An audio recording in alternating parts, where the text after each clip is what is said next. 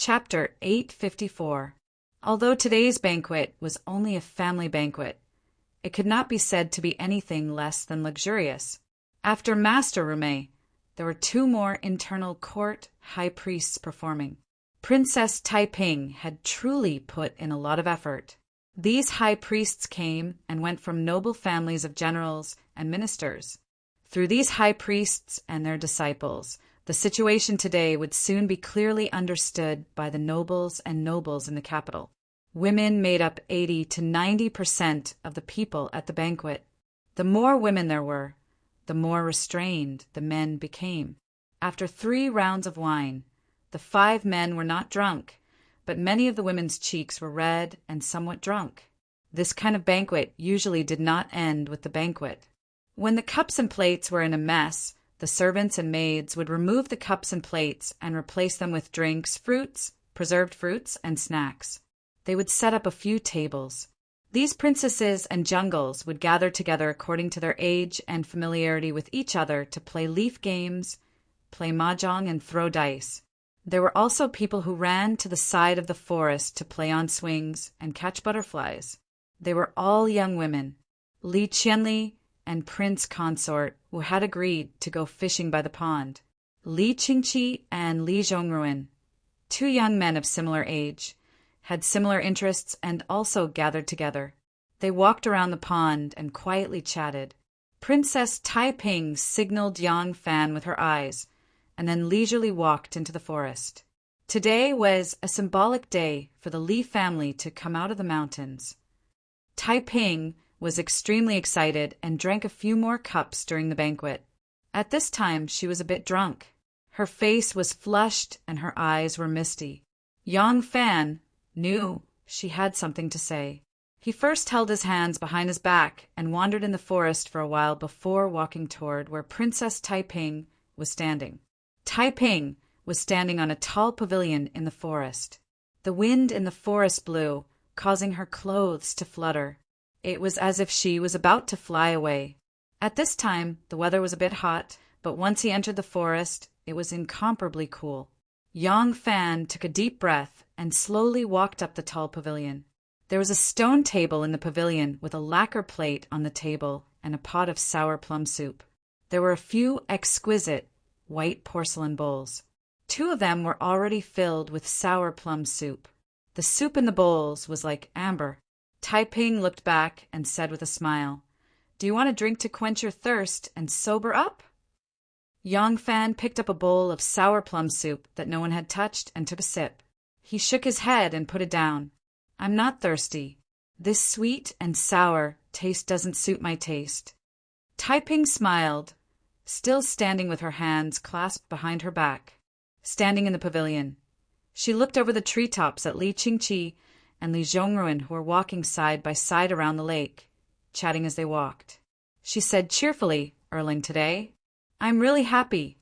Yang Fan shook his head and said with a smile, "His Majesty has already made his intentions very clear by taking the Prince of Luling back to the palace. Why do you need to test him?" Taiping sweetly said, "I knew I couldn't hide it from you. You saw through it?"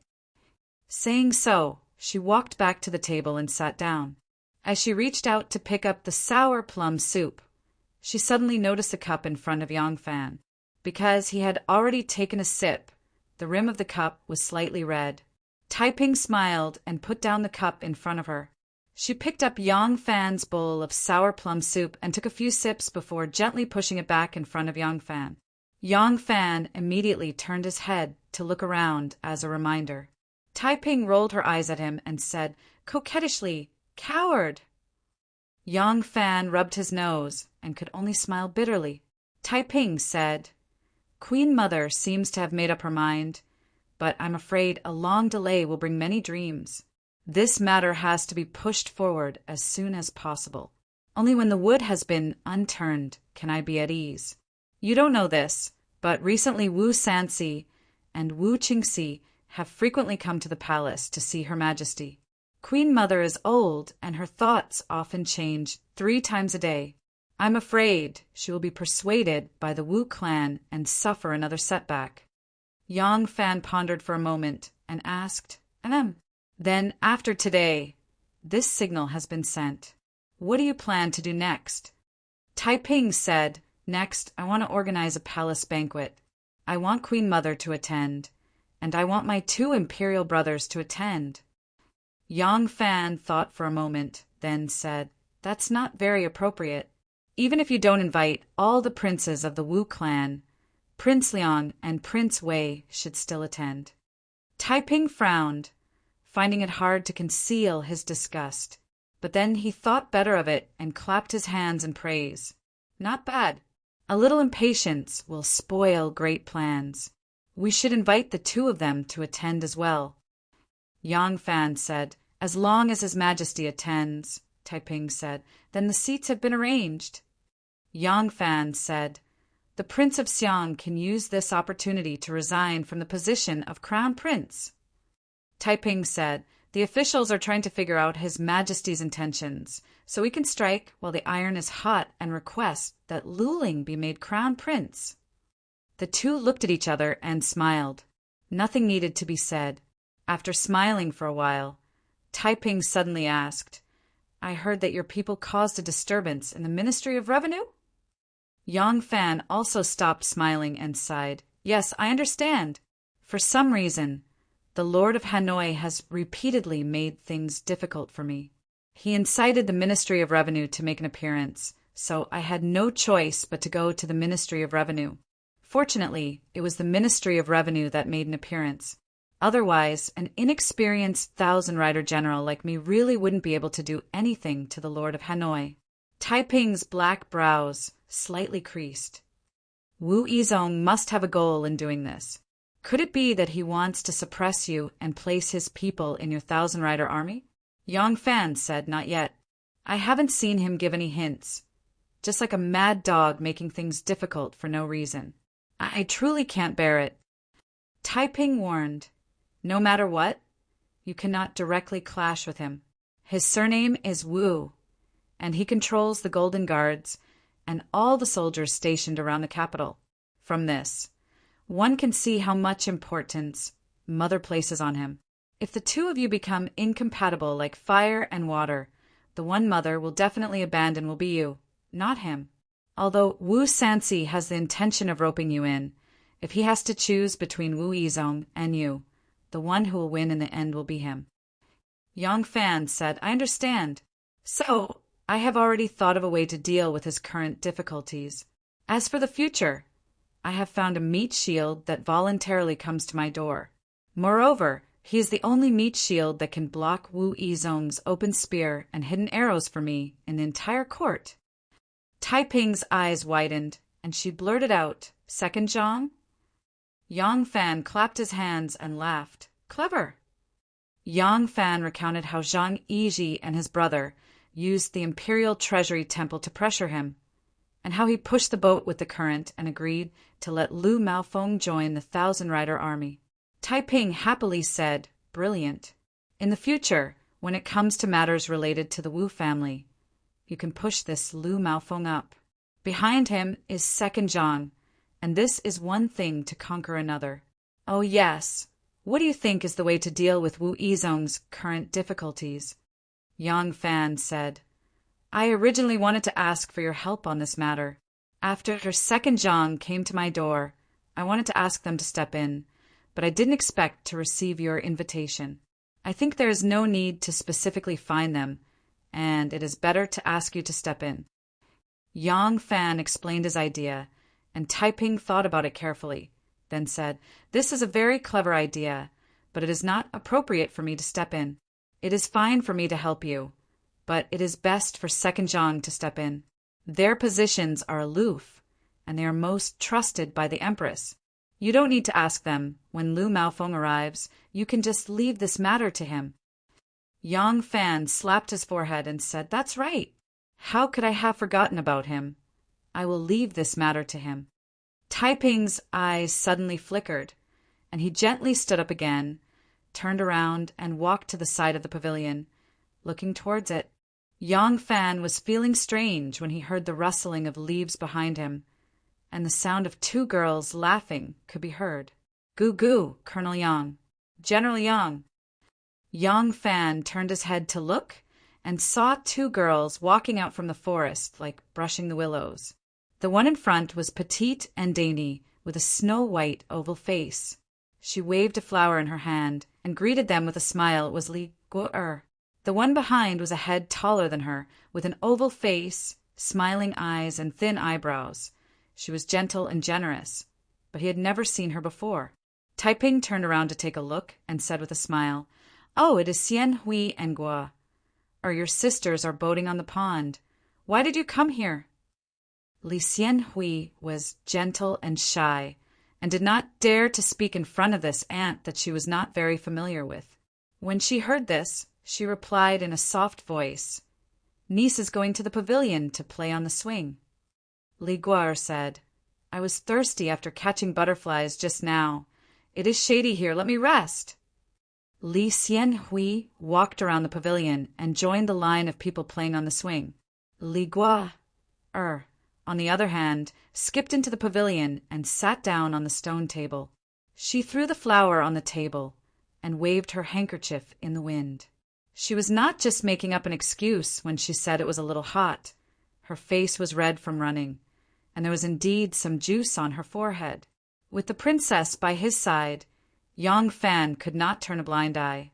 He reluctantly said a few words to her, then naturally stood up and walked to Taiping's side. The two of them stood side by side, looking at the edge of the pond, and saw a few princesses chatting happily with Rumei and a few other internal court officials.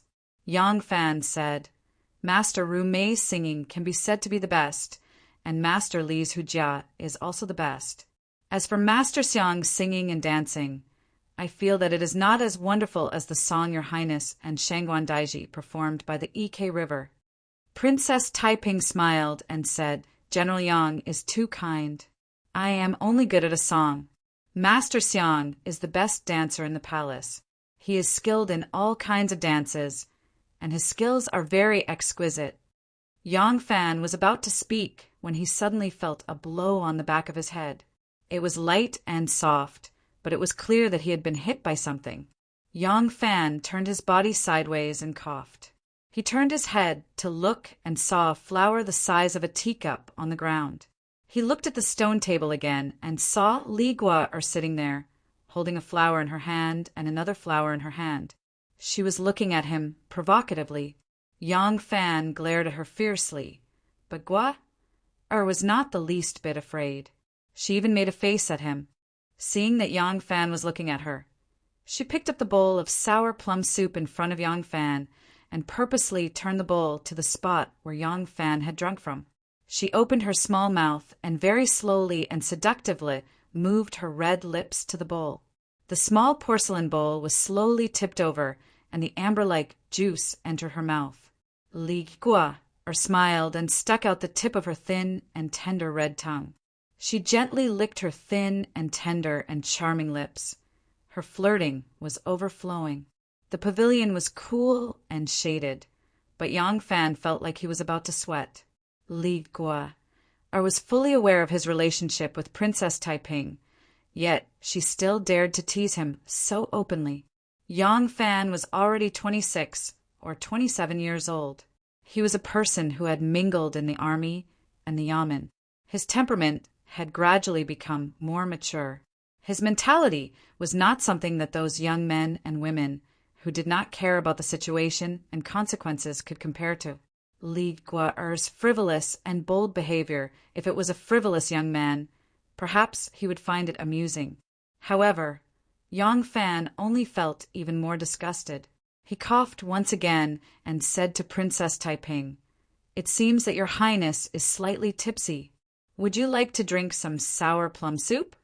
Princess Taiping nodded and smiled. "General Yang, please help yourself. I am not thirsty." Yang Fan nodded. He turned around and walked to the stone table and sat down. Li Guo was still swaying her flower branch as if nothing had happened. However, she quietly pushed the bowl of soup that she had just drunk a few mouthfuls back to Yang Fan. Her eyes were charming and her lips were smiling. Her face was full of mischief. Pow! A crisp sound was heard from the pavilion. Princess Taiping heard the sound and turned around. Gua gently stroked her tender cheek. Yang Fan said nonchalantly, "There's a mosquito." Princess Taiping had just turned around when another crisp sound was heard from the pavilion. She turned around and saw that Yang Fan was about to drink. Li Gua smiled brightly. "I killed it." Chapter 855. The banquet at the princess's mansion was finally over. The princesses and the princesses dispersed while still enjoying themselves. The gate opened, and all kinds of carriages and horses left one after another. Yang Fan felt as if a heavy burden had been lifted from his shoulders. Back then, when he was serving in front of the emperor, he had flirted with Wan through a bead curtain. The thrill of being right under the empress's eyes should be similar to Li Gua's actions today. But at that time he had enjoyed it.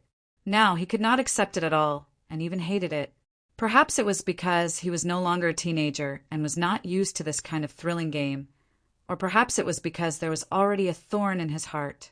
Li Guer's subsequent series of frivolous and bold actions, regardless of the occasion, made him feel more and more disgusted.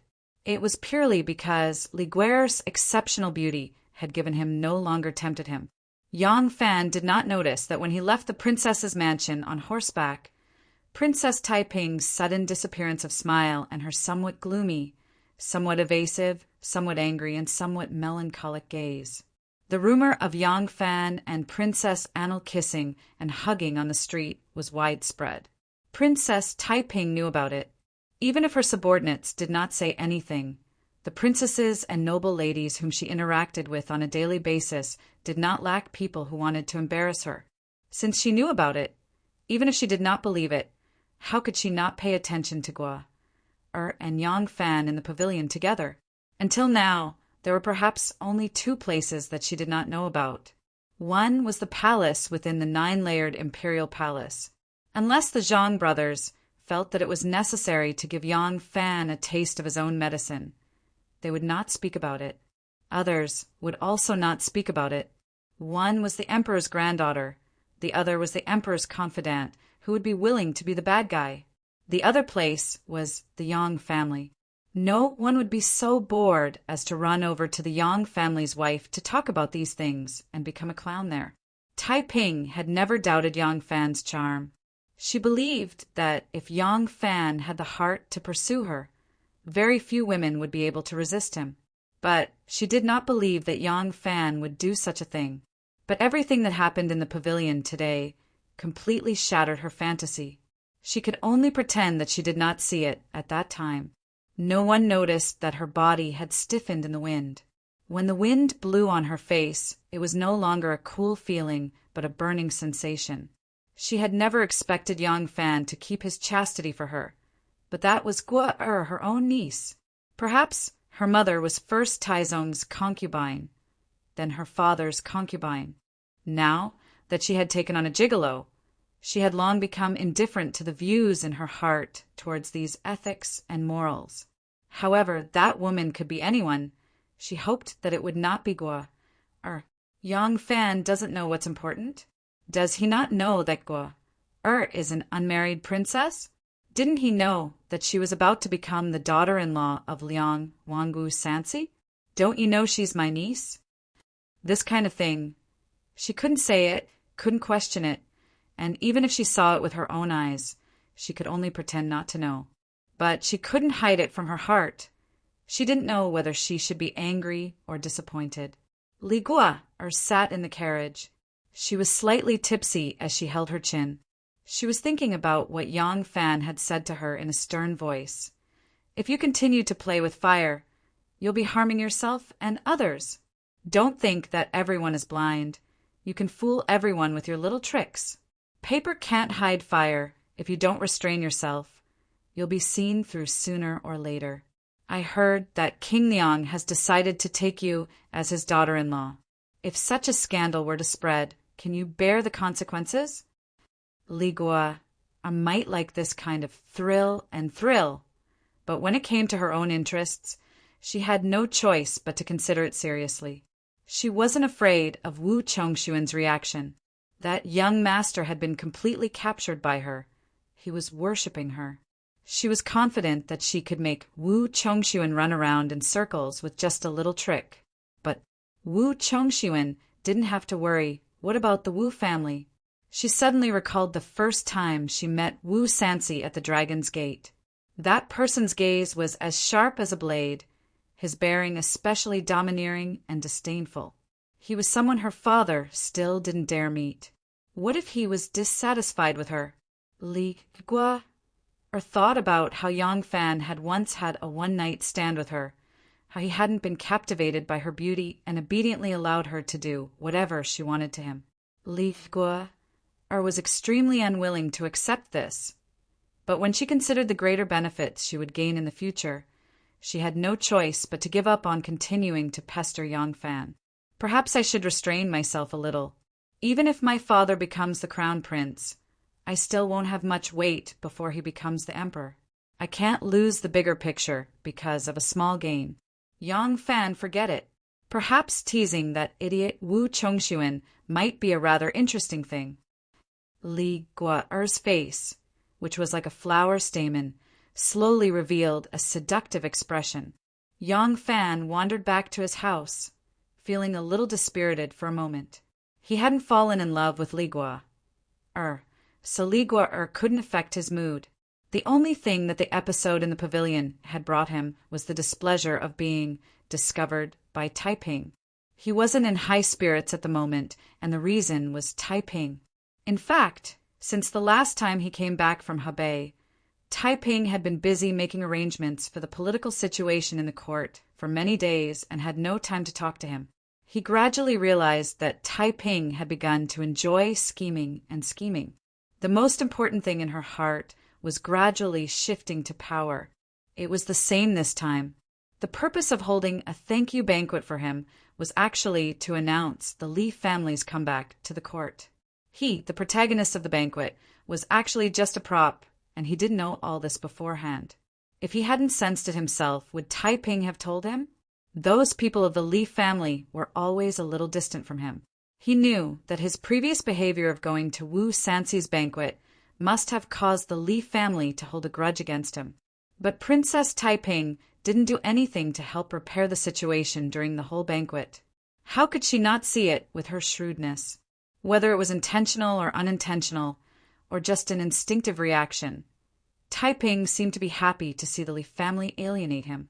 Perhaps she hoped that he, who controlled the 1,000 horsemen, would only keep close contact with her.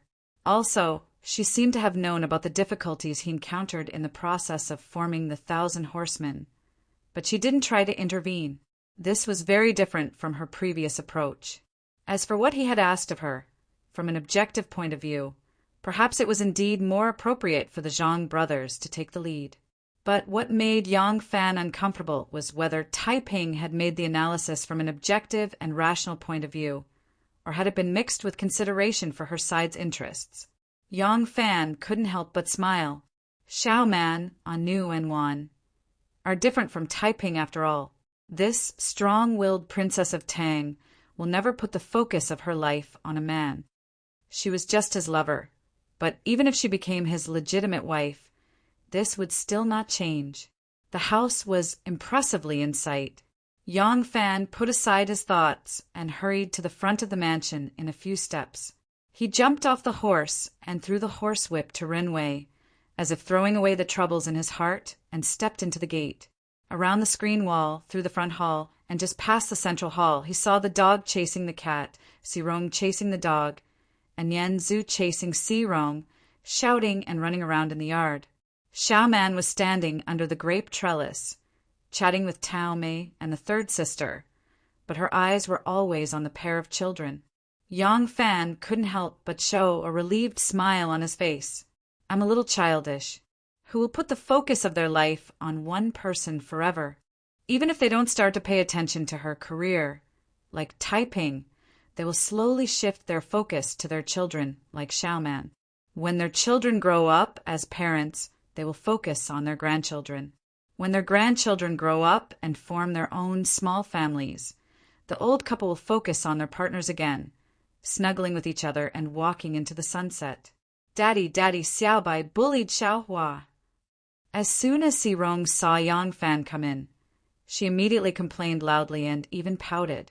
Before Yang Fan had time to answer, Nian Zhu caught up and complained, Daddy, Daddy, sister bullied Xiaobai. Yang Fan laughed heartily and picked them up with each hand. He kissed them on their cheeks and said with a smile, You two mischievous brats, if Daddy didn't guess wrong, it must be ancestor Nianzu who urged your little white to flirt with big sister's little flower. Big sister got angry and bullied little white, right? Xiaobai was the dog raised by Nianzu, and Xiaohua was the cat raised by Si Rong. This was not the first time something like this had happened, so Yang Fan naturally guessed correctly.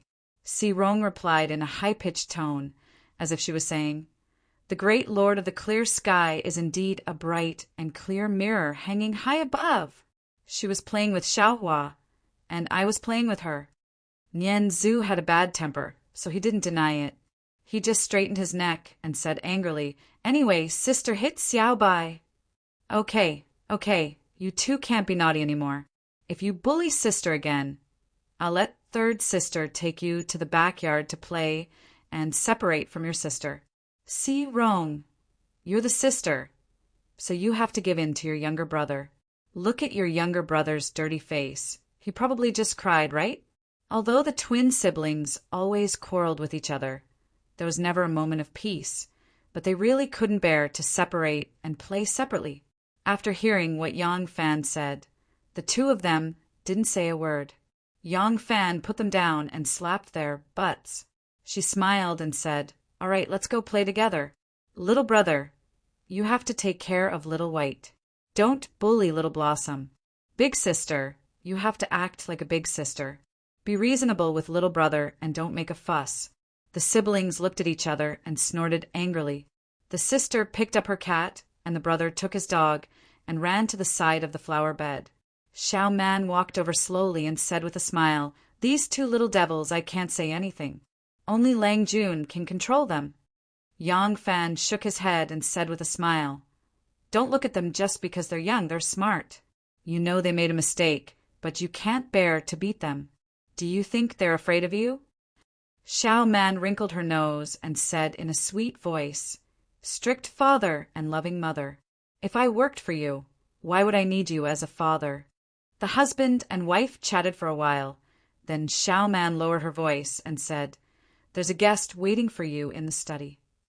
Yang Fan was startled and blurted out, Who are you? Xiao Man said, Shandong Qinghe.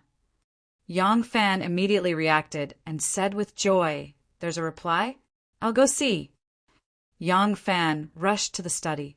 Xiao Man seemed to have something to say, but seeing him leave in a hurry, she swallowed the words that were about to come out of her mouth. She shook her head and said with a smile, This person is still so impatient. Forget it, I won't tell you. Wait for her to tell you herself. Chapter 856. Waiting in the study was a young man in a white Taoist robe. He was thin and had a pair of spirited eyes. The old steward was chatting with him in the study when Yang Fan suddenly opened the door and came in. The old steward quickly called out, Ah Lang. Then he introduced him to the man. This is my family's Ah Lang. Yang Fan looked at the man in white and asked slowly, You came from the Chui residence in Qinghe? The young man smiled and cupped his hands. He said elegantly, Chui Lin of Qinghe greets General Yang. When I was in Qinghe, I often heard old grandfather mention General Yang. He always praised you and said that the younger generation will surpass the older. Now that I see you, you are indeed as handsome as jade and have an extraordinary bearing.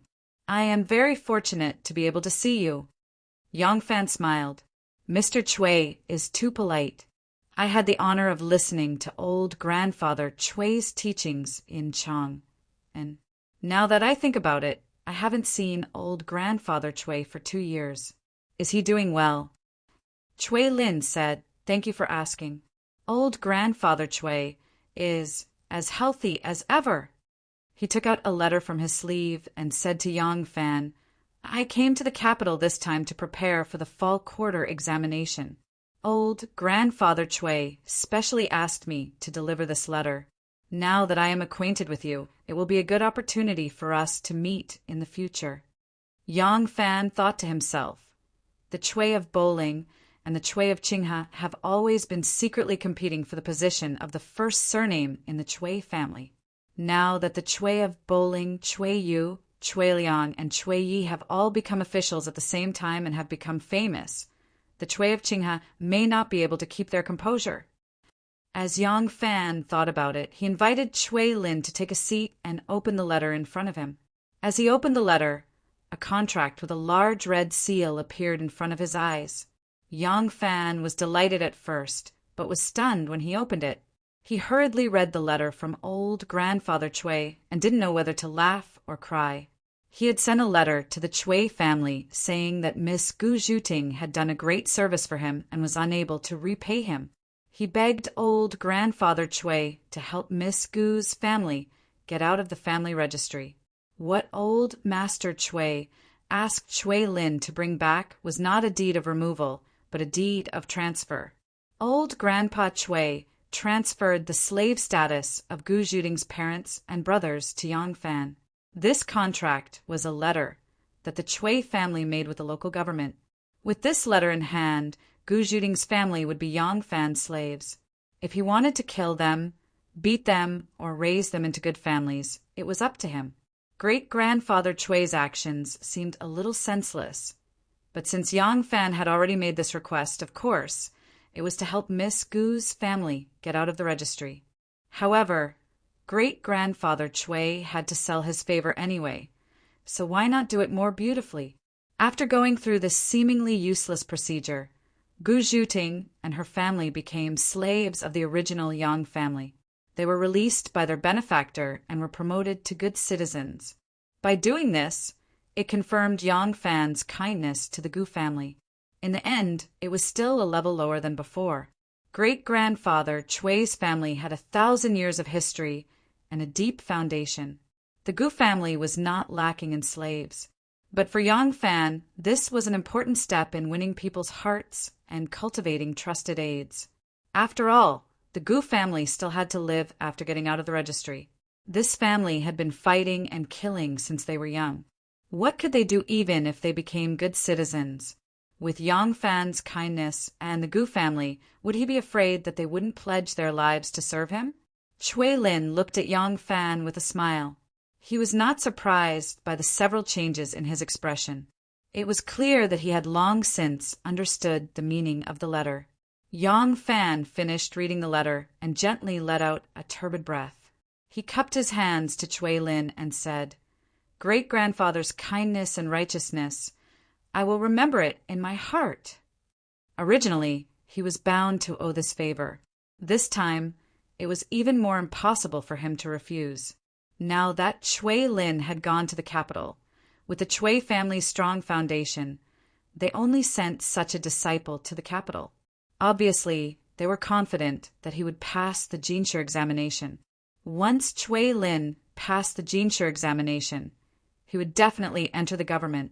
At that time, how could Yang Fan not use his own connections to help him find an important position? But from this, it could also be seen that just like Chui Lin of Bowling cultivated Chui Lin, this Chui Lin was probably the person that Grandpa Chui of Qinghe focused on cultivating. As expected, he must be born in the Qinghe Chui family's first branch. After 30 or 50 years, he would naturally become the head of the Qinghe Chui family. Now that they were both young, wouldn't they be best friends for life if they became friends early? Yang Fan put away the letter and talked in detail. As expected, Chui Lin was the eldest grandson of the Qinghe Chui family's first branch. When they talked about age, Yang Fan was 27 years old and Chui Lin was 24 years old. The two immediately changed the way they addressed each other and called each other brother. Yang Fan said happily, "Do you have a place to stay when you go to the capital? I have a guest room in the West Wing that is quite exquisite." Chui Lin already knew that Yang Fan had become the commander-in-chief of Guide Army and was staying in the cavalry camp. He could not come back every day and only had women at home. As a young man, There was no reason for him to stay. He smiled warmly and said, "The Chui family has a residence in Dongdu. It has all the servants and housekeepers, so I won't bother you at your residence." As Chui Lin said that, he got up to bid farewell. Yang Fan said, "Why are you leaving? Even if you don't stay at my residence, I should prepare a banquet to welcome you." Chui Lin said, "To be honest, I have elders in Luoyang. When I arrived at Luoyang today, I heard that you happened to be at your residence. I was afraid that I would come empty-handed, so I went to your residence first. Now that I'm done, I have to go back and pay my respects to my elders. They know that I'm in the capital today, so it's not good to keep them waiting. There will be plenty of opportunities for us to interact in the future, so today won't make a difference." When Yang Fan heard that he had elders in the capital, it was a reason to not treat him lightly. He hurriedly sent him out and waited for his carriage to leave before returning to the residence. Yang Fan touched the letter in his bosom and strode to the courtyard where Anu stayed. He crossed the long bridge and entered the courtyard. He happened to see Gu Zhuting practicing martial arts under the shade of the trees in the courtyard. Recently, Yang Fan had been spending more time in the army and less time at home, so he rarely came to Anu's courtyard. Gu Zhuting did not expect him to barge in at this time. If someone were to come, it could only be him. There was no other man in the backyard other than him. Of course, if one were to forcefully count Yang Nzu, that kid with split pants could be considered one. Therefore, Gu Zhuting's dressing was very casual. Her black hair was tied into a ponytail with a thin red string. She wore a silver-white short gown with fine silk pants and a red belt around her waist. If it was just this dressing, it would not be a big deal. However, she was practicing the soft bone skill at this moment. She stood firmly on the ground with one foot and bent her waist backward. Her other leg was in a reverse split, but was aligned with the leg that was standing on the ground. Her head was hidden between her legs, and her slender waist was bent to the extreme. This way, the tightest and most obvious part was the crotch. When Yang Fan pushed the door into the courtyard, he saw her standing in the courtyard like this. A pair of flawless jade legs were stretched straight. The curve of her buttocks was beautiful, but her crotch was upright. The triangle line was tight and obvious, and there was a seductive depression like the flesh of a toad. Yang Fan only took a glance and jumped as if he was electrocuted. Gu Zhuting also saw him. She was so scared that she hurriedly let go of her leg and jumped up. Her body was bent upside down. Her face was already red, but at this moment it was like a burning cloud, completely losing its original color. "Zong." "Ah Lang, why?" Yang Fan quickly said. I'm sorry. Because of the great news, I got carried away and forgot to knock on the door. I'm really sorry." When Gu Zhuting heard this, she felt relieved. That's right. Who would remember the rules after hearing such good news? It's just that just now the fine silk clothes were stretched tight on her body, revealing her curves as if she was naked. She did not know what he saw, but when she thought of this, she immediately blushed again. You can turn around, it's all right," Gu Zhuting stammered. As soon as Yang Fan turned around, he saw that Gu Zhuting had bounced back too violently. Her fine silk jacket was pulled out from her waistband. The jacket was lifted up, revealing a slender, white, round, and slender waist. Gu Zhuting looked at his expression, lowered her head, and was extremely embarrassed.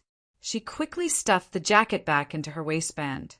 But when she pulled it down, the jacket was too tight, making her breasts perfectly round and tall, exceptionally protruding. Seeing her embarrassed face, Yang Fan could not help but burst out laughing. Gu Zhuting was even more embarrassed by his laughter and felt so wronged that she almost cried. Yang Fan quickly interrupted, "Miss Gu, where is Anu?" Gu Zhuting blushed and said, "She is behind the house." Yang Fan said, "Good. I have something to tell you. Let's talk inside." Gu Zhuting was puzzled. He is not in a hurry to see Anu. What does he want to tell me? In his heart, he was puzzled, but it was not appropriate for him to ask. Gu Zhuting complied and walked toward the main room. That pair of fine silvery white silk stockings wrapped around her slender, perfectly straight and perfectly round legs. It was really pleasing to the eye. Yang Fan did not want to look too much and raised his eyes like a gentleman. He saw that her earlobes and neck were still red. The two of them entered the main room. Yang Fan took out the letter from his bosom and handed it over to Gu Zhuting, saying with a smile, "Take a look." Gu Zhuting took it and looked at it. She was immediately stunned, just like Yang Fan's expression when he first saw it. Yang Fan said with a smile, "Old Master Chui did this to do me a favor. I can't not accept it. Master Chui has already said that your father and brother's family have already packed up and will be rushing to Luoyang in a few days. When the time comes, I will go to the Yamen to remove your citizenship. This letter will be in your hands." Gu Zhuting was overjoyed. She turned around and was about to kneel on the ground again when Yang Fan, who was already prepared, held her up. Yang Fan said with a smile, "All right, there is no need to bow to and fro. Keep the letter well. When your family arrives, if they have plans for the future and you are willing to go with them, you can go with them. If they do not have any plans for the future, I will help your family to make a living." Gu Zhuting's eyes were brimming with tears of gratitude as she said, "A Lang's benevolence is deep. Even if your servant's body is crushed and my bones crushed, it would be difficult to repay him. Your servant is willing to be a Lang's slave or maid, to work like an ox or a horse, to repay a Lang's benevolence." The same sentence, when spoken by different people, has different meanings. A woman who is about to be married, with a pretty face, speaking like this, it was clear that she had the intention to entrust her life to him. Otherwise, how could she be a horse or an ox? But Yang Fan did not seem to understand her meaning. He only smiled mischievously and said, "What? You have just released your servant's body. Do you want to be a willing slave again?" Gu Zhuting blushed, but it was not appropriate for her to explain her true meaning. She could not help feeling bitter in her heart. Why is A Lang so stupid? But then she thought, that's not right. Could it be that A Lang is pretending to be confused, but in fact he dislikes me for my mediocre looks and my age? Thinking about this, she immediately felt sorry for herself. The tears that were already welling up in her eyes also flowed down. Chapter 8:57. Yang Fan thought that Gu Zhuting was crying because she was overjoyed and comforted her with kind words. He then passed through the central room and went to the backyard to look for Anu. He did not know that the more he comforted and the more gentle he was, the more sad Miss Gu was. If he had always treated Gu Zhuting with a heart of steel appearance, she would not have so many wild and fanciful thoughts. Or, if he could be a proud and narcissistic peacock man like young Master Jiang, how would Miss Gu be moved by him? Anu's house had a front and a backyard. The backyard was much more spacious than the front yard. Bamboos and flowers were everywhere, all trimmed very elegantly. It was the end of spring and the beginning of summer. The setting sun shone warmly through the gaps between the branches and leaves. There was a soft couch under the tree and a tea table next to it. There were several seasonal fruits on the table. There was also a small red clay stove with chicken soup on it. The fragrance of chicken soup permeated the air, and the fire under the stove was still burning. Anu reclined on the soft couch with one hand supporting her cheek. She stared blankly at the busy bees in the bushes of flowers in front of her with a thoughtful look. Her green sleeves slid down from her wrist to her elbow, revealing a smooth and white wrist. There was a green bracelet on her wrist, which made her skin even more delicate and flawless. What a beautiful picture of a lady yearning for love. It should be yearning for love? Could it be that you miss me?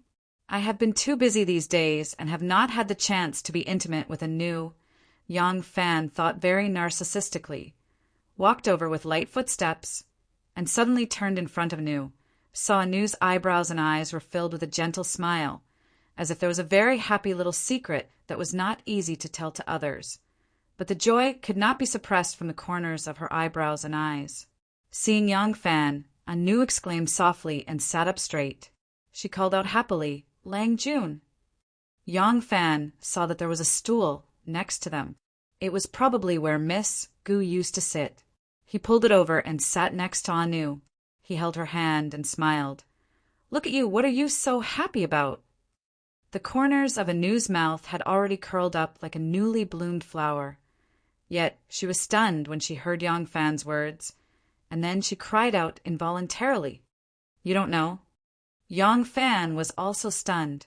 He rolled his eyes and said with a smile, "So there really is a happy occasion? Tell me about it." Anu immediately understood. Even if Yang Fan didn't meet Xiao Man on his way back, since he was here, he should have met Gu Master. Since Yang Fan didn't know about it until now, they must have deliberately kept it a secret so that she could tell him the good news in person. Anu pursed her lips and pretended to be angry, but she couldn't hide her joy and said, "It's fine if you don't know. I won't tell you." Yang Fan thought about it seriously and said in a low voice, "Oh, you are going to see the imperial physician today. What happy event could there be?" "Ah." Yang Fan's body shuddered, and he asked with surprise and joy, "Anu, are you pregnant?" Anu was disappointed and said, "So boring. How did you guess it?" Yang Fan laughed heartily and said excitedly, "Come, let me touch our little baby." "Go away." Anu slapped his hand away and said nervously, "Don't be careless. You'll scare the child." Yang Fan looked at her slender waist and said with a wry smile, "Aren't you being too careful? You just had a child. What's wrong with touching it?" "Don't," Anu said, but she couldn't help but touch her abdomen, and her face was full of tenderness and happiness. "Lang Jun, I was just thinking, when the child is born, will it look more like you or more like me?" Yang Fan didn't know whether to laugh or cry. "You just had a child. You're thinking so far ahead. In my opinion, if it's a boy, of course it's better to look more like me. If it's a girl, it's better to look like you."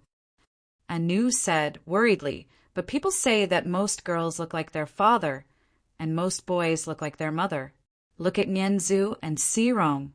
Xirong looks more like you, and Nianzu looks more like his mother." Yang Fan puffed out his chest and said, "If she looks like me, then she looks like me. I'm not ugly. What's there to worry about? Do you think Xirong looks ugly? She's a cute little girl. She's obviously a beauty. What will she look like when she grows up?" Anu nodded happily and said, "That's true. Nianzu looks more like his mother, but he's not ugly either. His eyebrows and eyes are very beautiful, and he doesn't look worse than Xiao Man.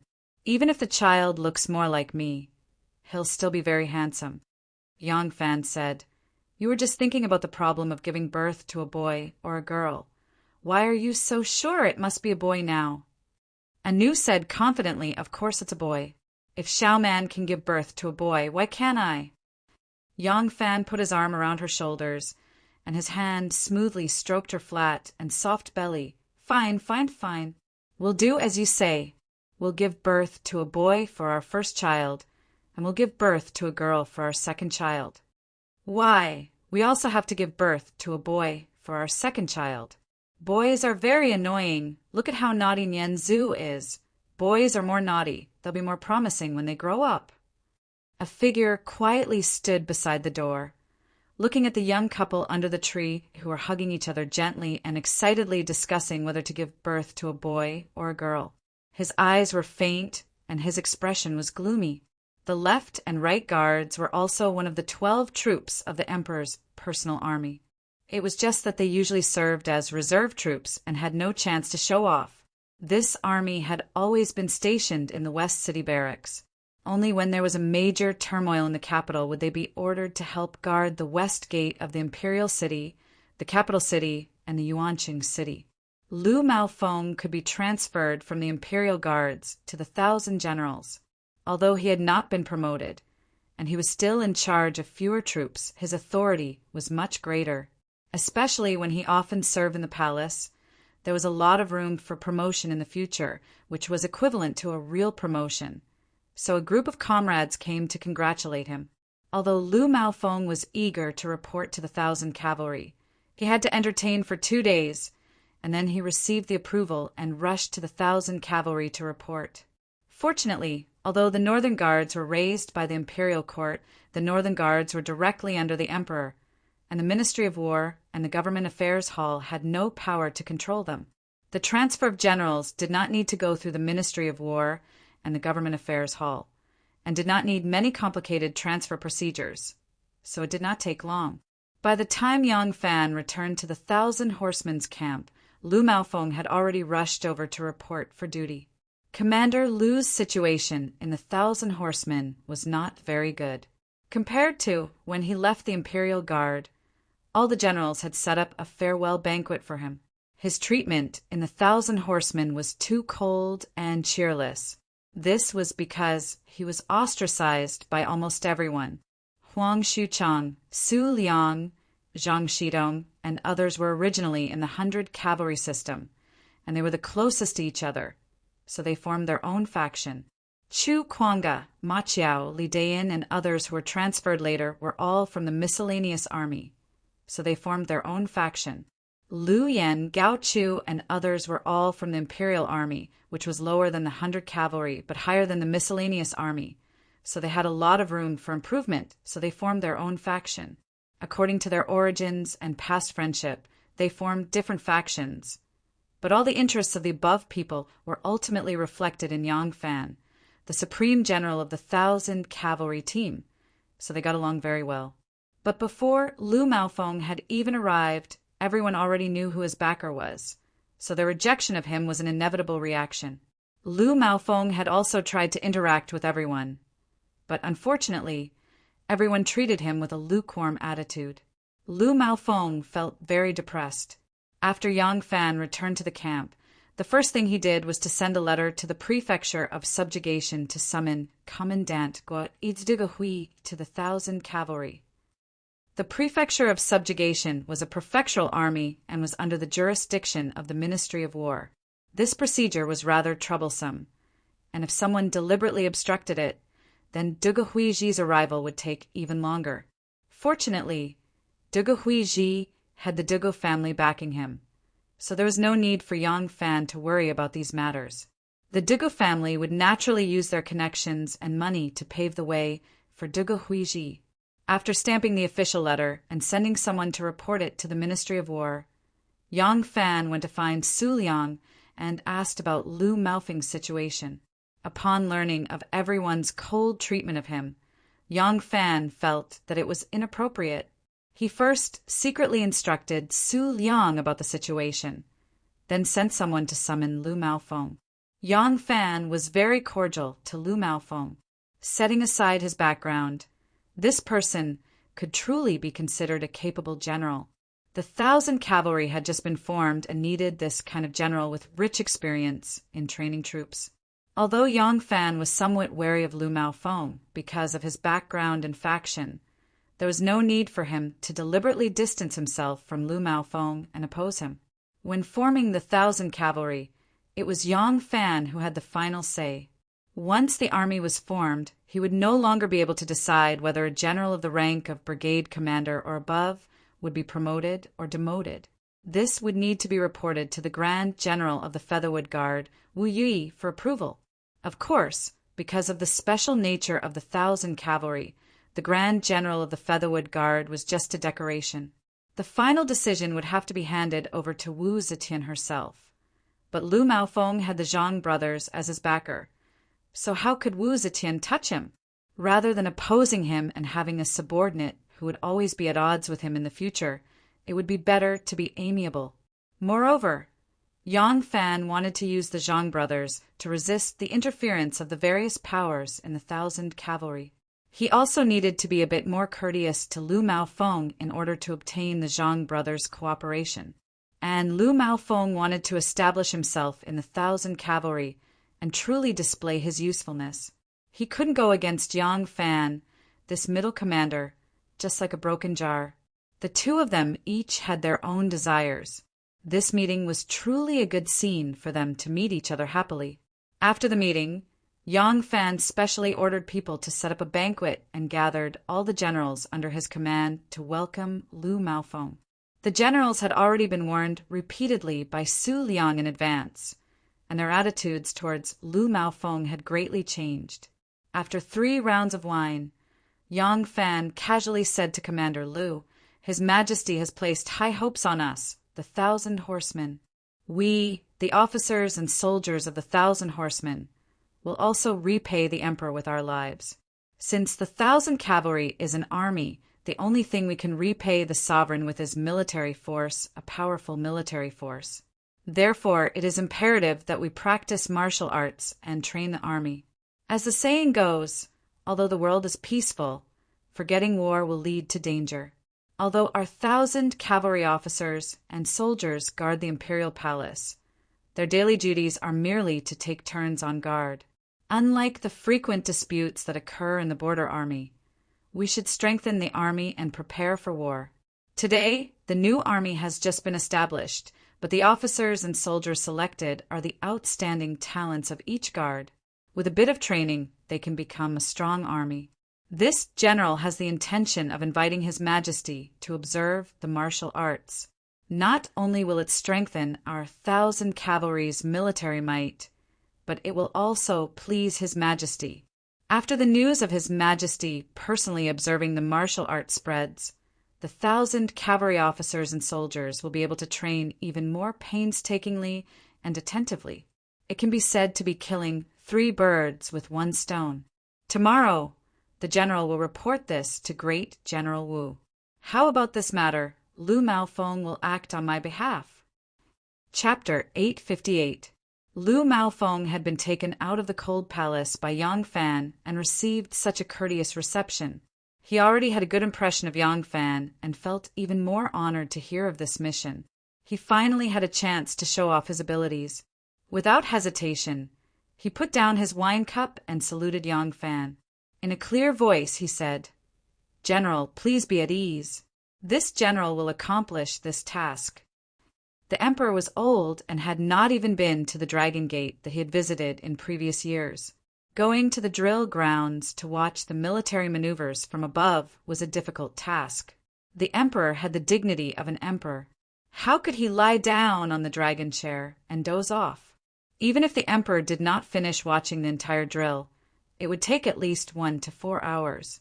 Not to mention that the emperor was dressed to the nines to watch the drill before returning to the palace.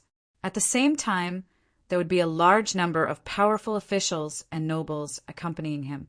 After the drill ended, in order to celebrate the strength of the country, there would be a banquet in the palace to entertain the officials who had accompanied the emperor. With Wu Zetian's current age and physical strength, it would be difficult for her to endure such a day. In the end, Lu Langjiang was a martial man and could not understand the crux of this.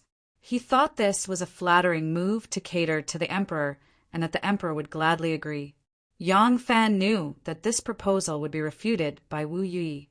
At that time, Lu Maofeng would have to ask his backer, the Zhang brothers, to come forward. Seeing Lu Langjiang readily agree, Yang Fan could already imagine Wu Yizong's expression when he heard of this matter. He laughed and raised his cup to Lu Langjiang. "Come, General Lu, please drink." Early the next morning, Lu Maofeng, who had finally found a sense of existence in the 1,000 cavalry, excitedly rushed to the Featherwood Guard to ask Wu Yi for instructions. Wu Yi frowned and said, "This is pure nonsense. His Majesty is old, and traveling to and from the army is time-consuming and laborious. If his dragon body is affected, who can bear the burden? Not allowed." Wu Yi sternly refuted and did not allow Lu Maofeng to argue before throwing him out. After Lu Maofeng retreated, Wu Yi stroked his beard and thought for a moment. Then he smiled and called a guard over. "Go to the Department of Ordnance and tell King Lin Chuan that Yang Fan's 1,000 cavalry is ready and will inspect the army in a few days, and His Majesty may personally go out to inspect the army." Wu Xizhong, who was on duty in the Department of Ordnance, received the news from Wu Yi and couldn't help but be startled. He knew very well what kind of junk he had given to Yang Fan. Once the parade began, Even if only 1,000 cavalry participated, there would be a large number of officials accompanying them. At that time, Yang Fan would have those 1,000 cavalry soldiers draped in tattered armor, waving tattered banners and raising rusty swords and spears in front of the emperor and the court officials. What kind of expression would his aunt, who had always liked the scene of power and grandeur, have on her face? Wu Zetian was frightened and immediately ordered his men to bring a horse and personally went to the Zwijinwu camp to find his brother Wu Yizong for a discussion. After being reprimanded by Wu Yi, Lu Maofeng left in embarrassment and anger, feeling very dissatisfied. Thinking carefully, if he went back with his face covered in dirt, even if Yang Fan didn't say anything, he was bound to arouse the ridicule of the soldiers who already didn't like him. Lu Maofeng gritted his teeth and turned to go to the Zhang family. Lu Maofeng was very familiar with the Zhang family brothers, so as soon as he entered the room he met Zhang Tongxiu and vented his belly full of grievances. Zhang Tongxiu disapprovingly said, "It's just a small matter. It's not worth mentioning. You wait here. I'll go to the Fengqin prison to see Wulong and Wulong." Zhang Tongxiu immediately rode a carriage to the palace. Now that the two brothers, Zhang Yizhi and Zhang Changzong, had recruited a group of Jingdo youths, they had their own yamen in the palace, the Fengqin prison. These beautiful youths were not only beautiful, they were also talented and learned. In the Fengqin prison, they were equivalent to Wu Zetian's imperial concubines, waiting at any time for the female emperor to summon them, serve them, and even serve them in bed. Usually they had nothing to do in the Fengqin prison, but they still did some literary and educational work, like compiling poems and songs. Of course, most of the time they just held banquets and drank, gambled and played zither and sheng, and played kuju for fun. Zhang Yizhi also gave Zhang Tongxiu, his cousin, a Fengqin prison turtle talisman, just to make it easier for him to enter and leave the palace. Zhang Tongxiu passed through one door after another with the turtle talisman in his hand. When he arrived at the Fengqin prison, the Zhang brothers were in the hall with a dozen or so beautiful youths, throwing arrows and throwing pots. Zhang Tongxiu called the two brothers Zhang Yizhi and Zhang Changzong to a small hall on the side and told them the purpose of his visit. Zhang Changzong then said, "What's so difficult about it? Dexiong, please wait for a moment. Wulong and I are going to see the saints." Right now, Wu Zetian's energy was not as good as before, but she still did not let go of the most important military and national affairs. It's just that she did not go to the Hall of Martial Accomplishment to review memorials anymore. Sometimes when one or sent a memorial, she would only ask the Zhang brothers to read it to her. She would make a general comment, and then the Zhang brothers would write the words in ink. Sometimes when she needed to ask for more details, she would directly summon Wan'er to see her. Right now she was at the lovely spring stage, listening to Shanghai Wan'er's military report. This matter involved Tufan, Turkic, and Anxi, all important matters on the border. Therefore Wu Zetian did not dare to neglect it lightly. However, among these three matters, two had good results, so when the second Zhang arrived, Wu Zetian had a smile on her face. She was in a very good mood. Among these three matters, the first was related to Tufan. Several years after Yang Fan planted the seeds of suspicion and jealousy between the Tufan's king and prime minister, the seeds finally blossomed and bore fruit.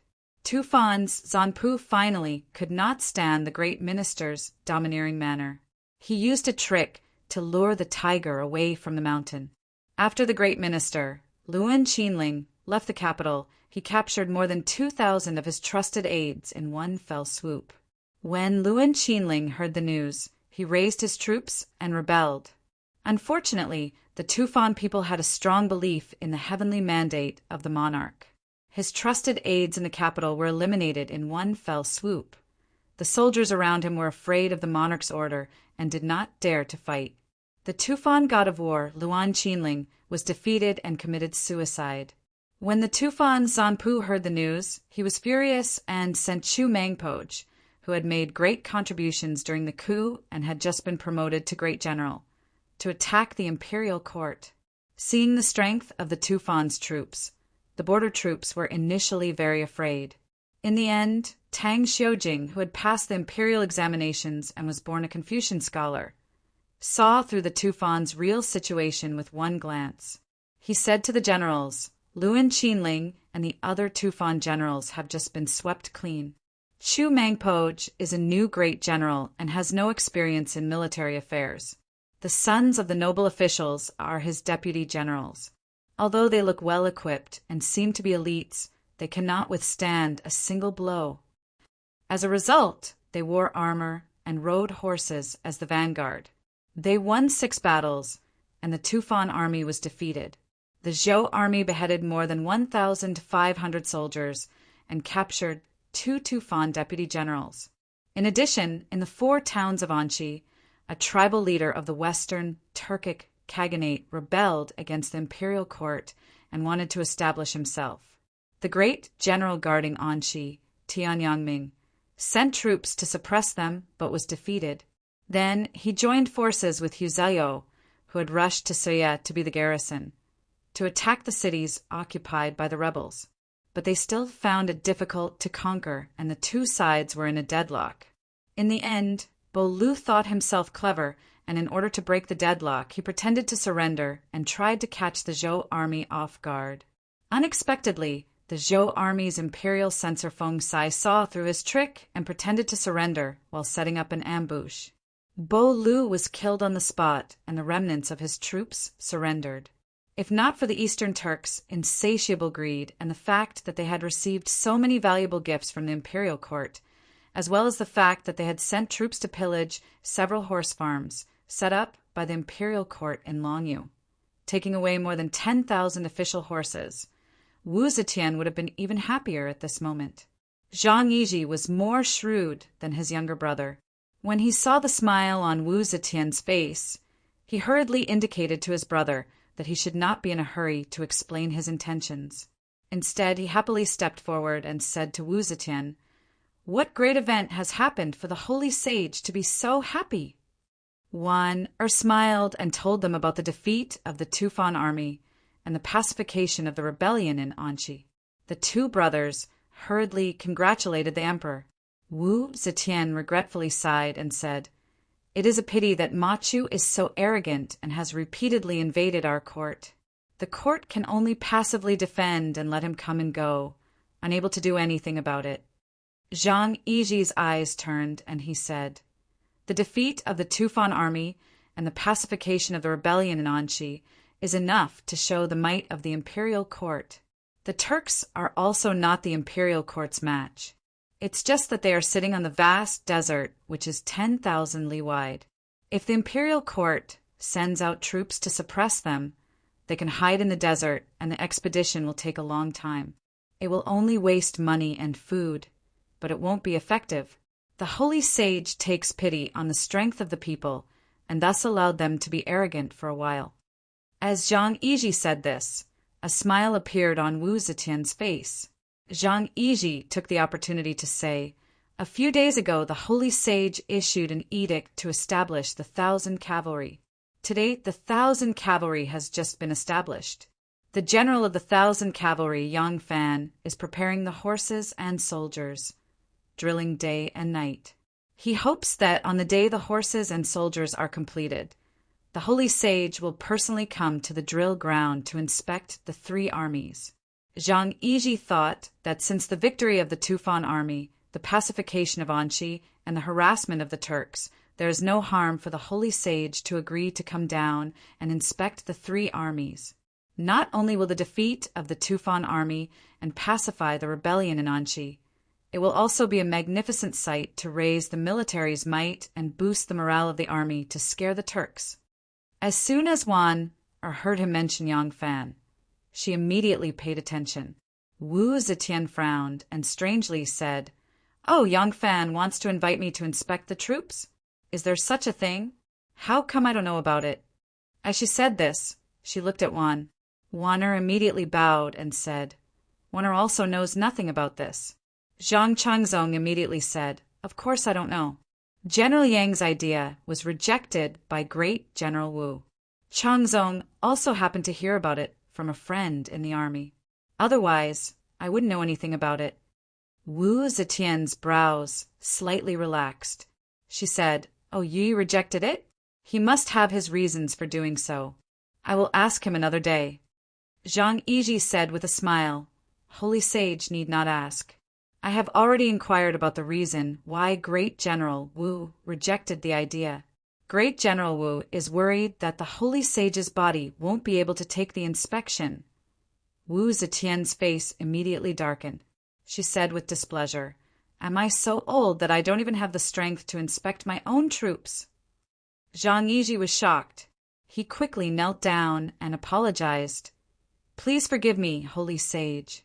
I have misspoken." Wu Zetian snorted coldly.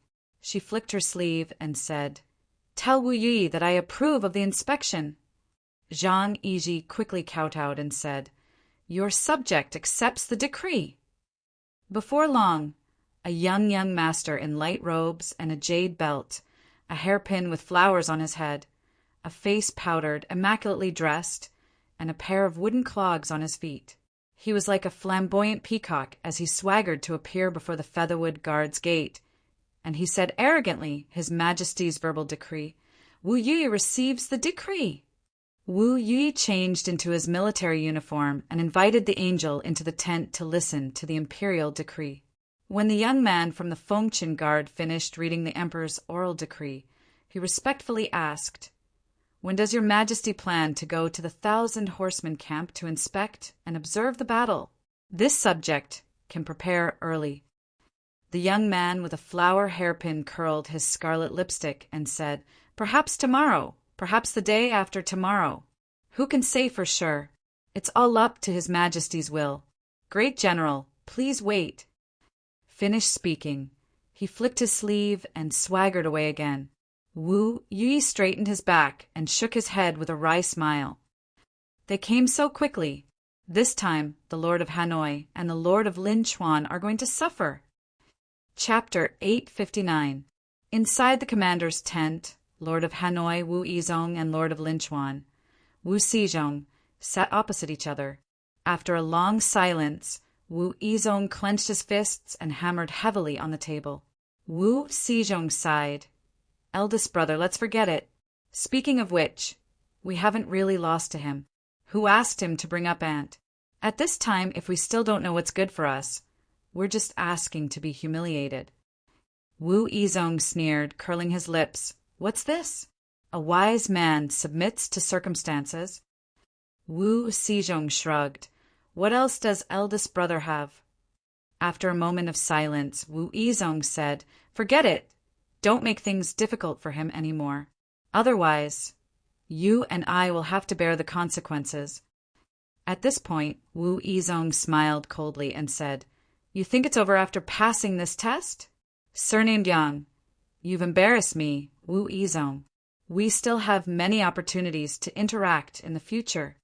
Wu Xizhong's character was not so domineering. He wanted to dissuade his elder brother, but he knew his elder brother's temper. He swallowed the words at the tip of his tongue and sighed heavily. Outside Yang Fan's commander's tent in the cavalry camp, the captain in charge of the armory came to the commander's tent again and peeked in with a sneaky face. Outside the tent, 2 bodyguards stood ramrod straight, their eyes looking straight ahead. Ren Wei leisurely strolled out from the commander's tent. Seeing him, he asked impatiently, "Captain Jiang, what's the matter?"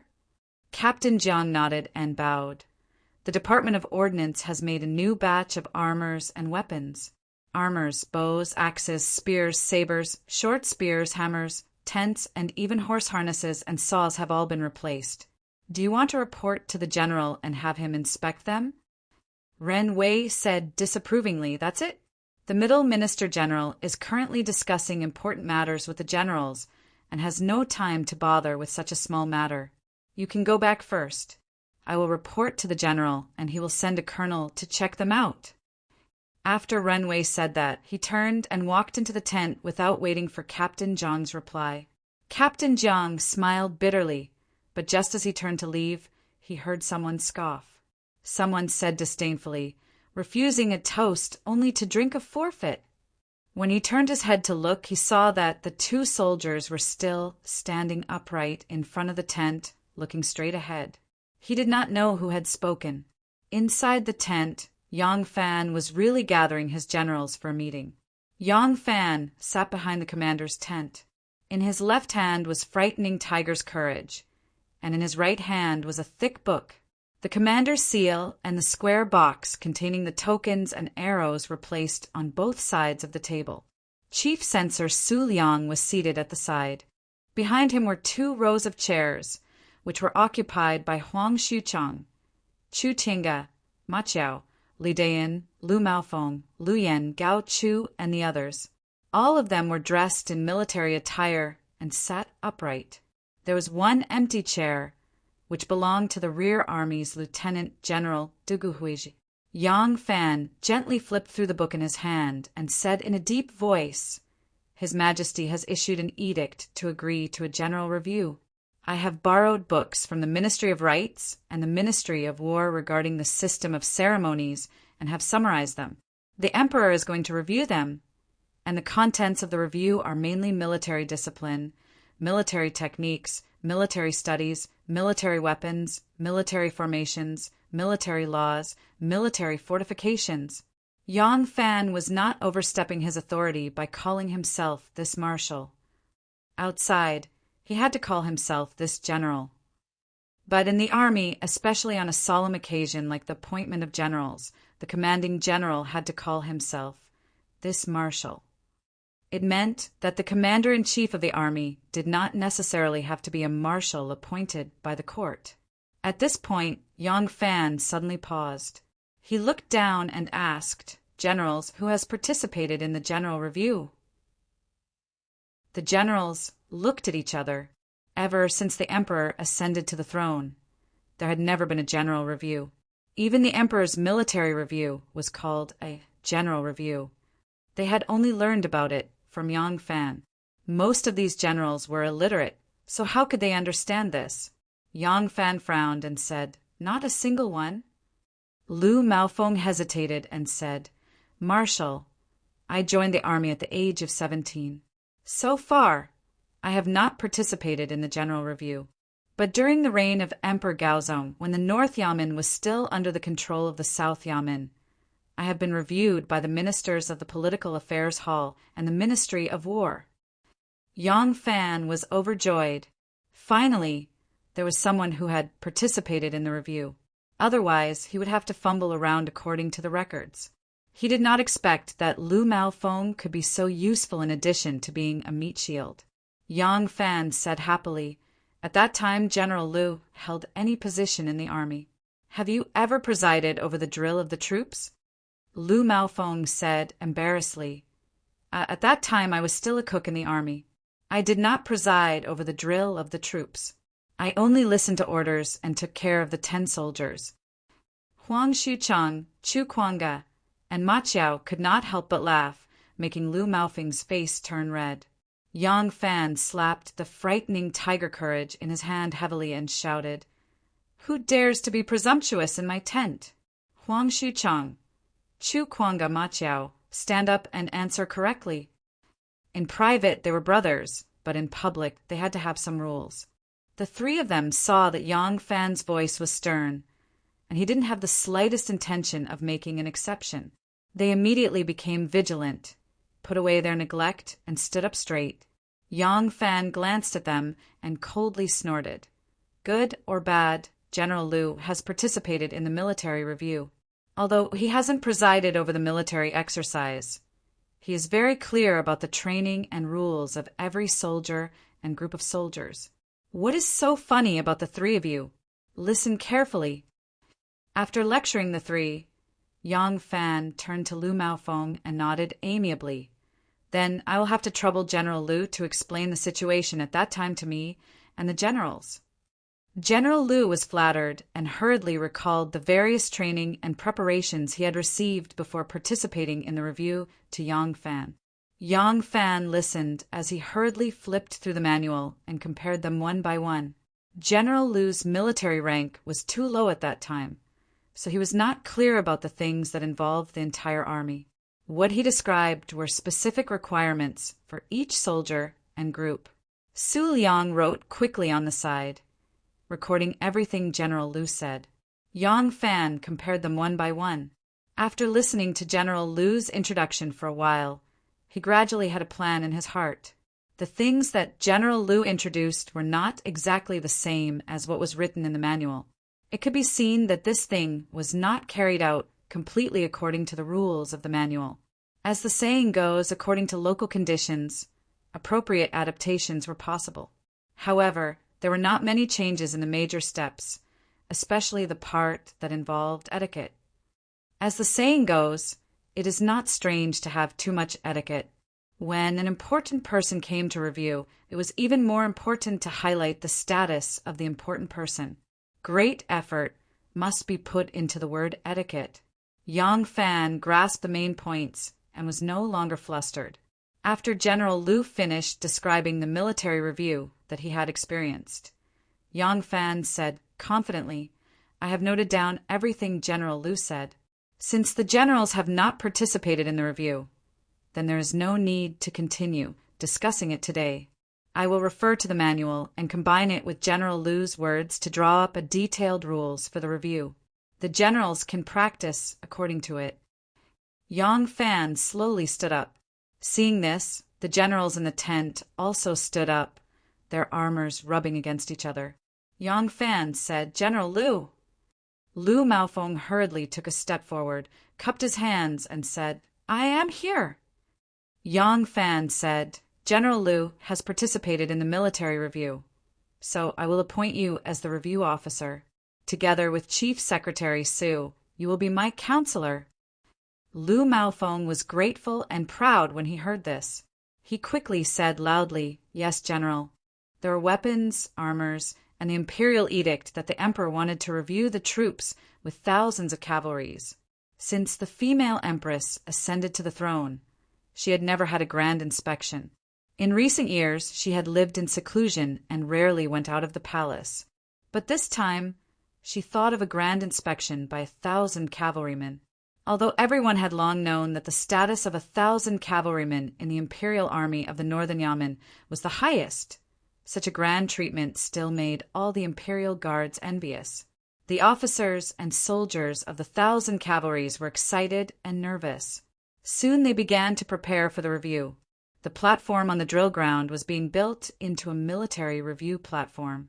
Because it was the emperor's review, the military review platform was made of yellow earth, like an altar to worship heaven. It was grand, tall, and exceptionally spectacular. The part above the steps was paved with flat stones.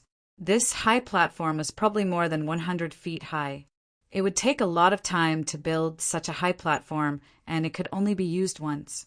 At first, the generals were quite critical of it, but Yang Fan only said a few words, and they were immediately enlightened, no longer complaining.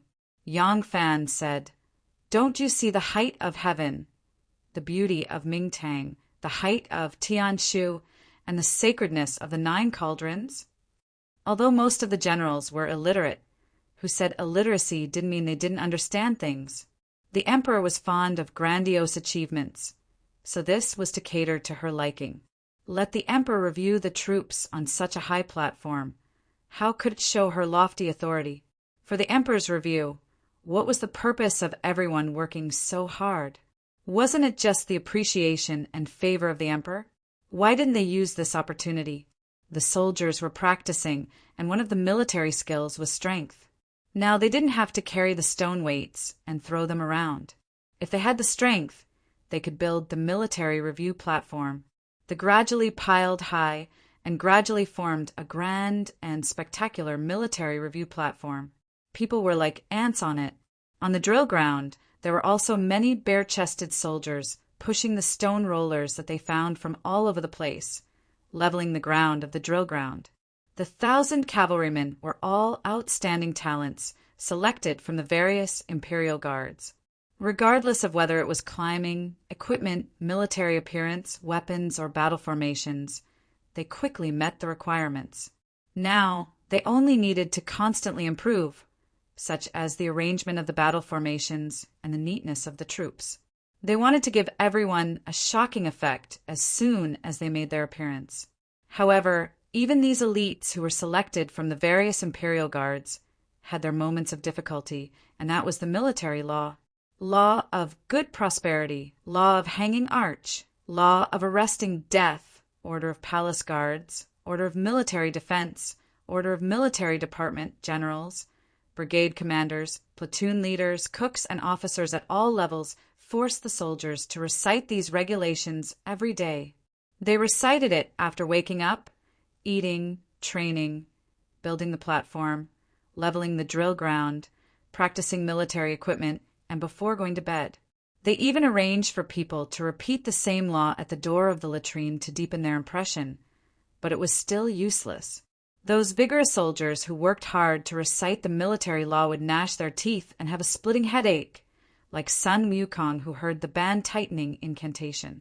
In just 2 days, the generals who forced them to recite the military law and the soldiers who were forced to recite the military law were all exhausted and began to show signs of going crazy. Chapter 860. Brother Qiao, we can't go on like this. Ma Qiao went to Yang Fan in private and said, I tried to memorize 2 military laws, but it's driving me crazy. Do you think you can memorize them? Yang Fan stammered, I have a lot of things to do. Ma Qiao rolled his eyes and said, So you're saying you can't recite it either? Yang Fan stared at him and said, This review will attract everyone's attention. There are many people who are jealous. Military laws are very important.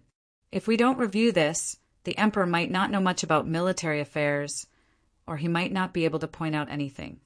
Ma Qiao said, But even if we stop all the drills and ask everyone to memorize the general military law every day, they might not be able to memorize it. We can't go on like this. I have an idea. I wonder if it will work.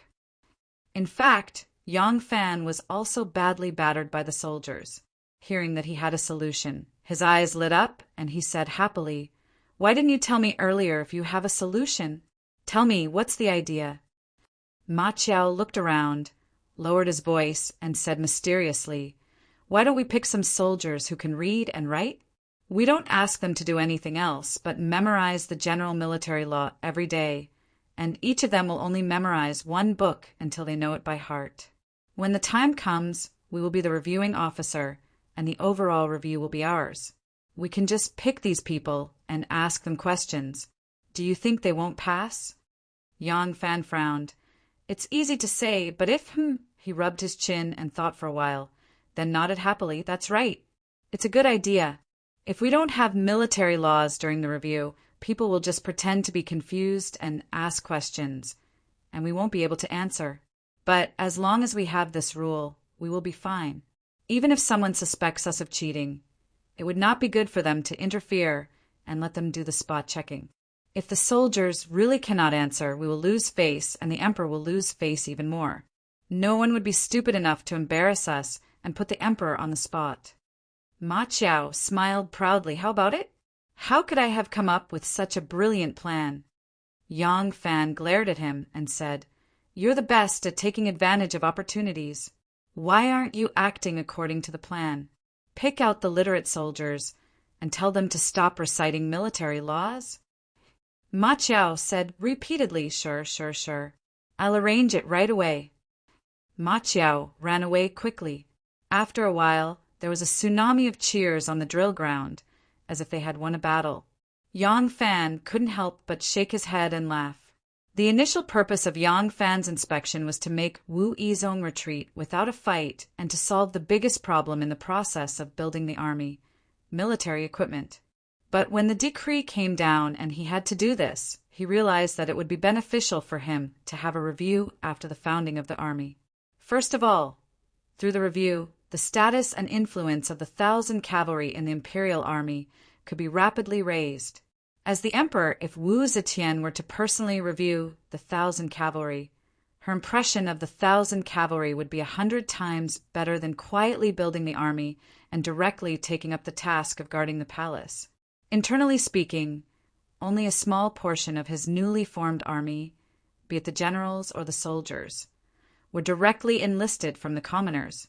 Most of the officers and soldiers still had the brand of their original army. In order to welcome the Great Review, everyone worked together to put on some drills, which would allow them to quickly integrate internally. The glory of a successful review would make every general and soldier quickly realize that they were now a member of the 1,000 Cavalry. This would increase the cohesion of the army, and he himself could also use this to obtain high reputation and prestige in the army. This would greatly shorten the process of integrating the 1,000 Cavalry. Realizing this, Yang Fan naturally put in all his effort. The 1,000 Cavalry Battalion thus threw themselves into the vigorous training of the review. This army, which was about to play a crucial and decisive role in the political circles of Wuzhou, was like a red-hot iron embryo. After repeated hammering and forging, it gradually released its unique light. The sword was still in its sheath, its cold edge already unsheathed. On this day, the training in the army was in full swing. Suddenly, there was a thunderous sound of hooves outside the camp. Looking into the distance, dust was flying. It was already summer. The soldiers cherished their clothes, but they also felt that the weather was unbearably hot, so most of them had taken off their robes and only wore a loincloth. Their hairy chests and thighs were bare as they built high platforms, rolled on the drill ground, rolled on the ground and practiced martial arts. Or they were doing formation training under the command of the cook. Yang Fan trained with the soldiers. He was also dressed like this. Seeing dust rising in the distance and people shouting and horses neighing, Yang Fan tore off the white handkerchief tied to his head and wiped the sweat off his face. He ordered 2 soldiers who were practicing hand-to-hand combat, "Go see what's going on." The 2 burly men, who were fighting each other like 2 bulls, heard Yang Fan's order and let go of each other. Barefooted, they ran towards the gate with their big buttocks swaying. The loincloth was stuck between their buttocks and looked very funny. However, there were no women in the army, so there was nothing to worry about. At this time of year, there were no shorts. Men's underwear was a loincloth. It was said that this thing had health benefits. This theory came from Taoism. Taoism's art of nourishing the body advocated the Xiantian realm and returned to the origin. For example, it imitated a baby's breathing and sleep.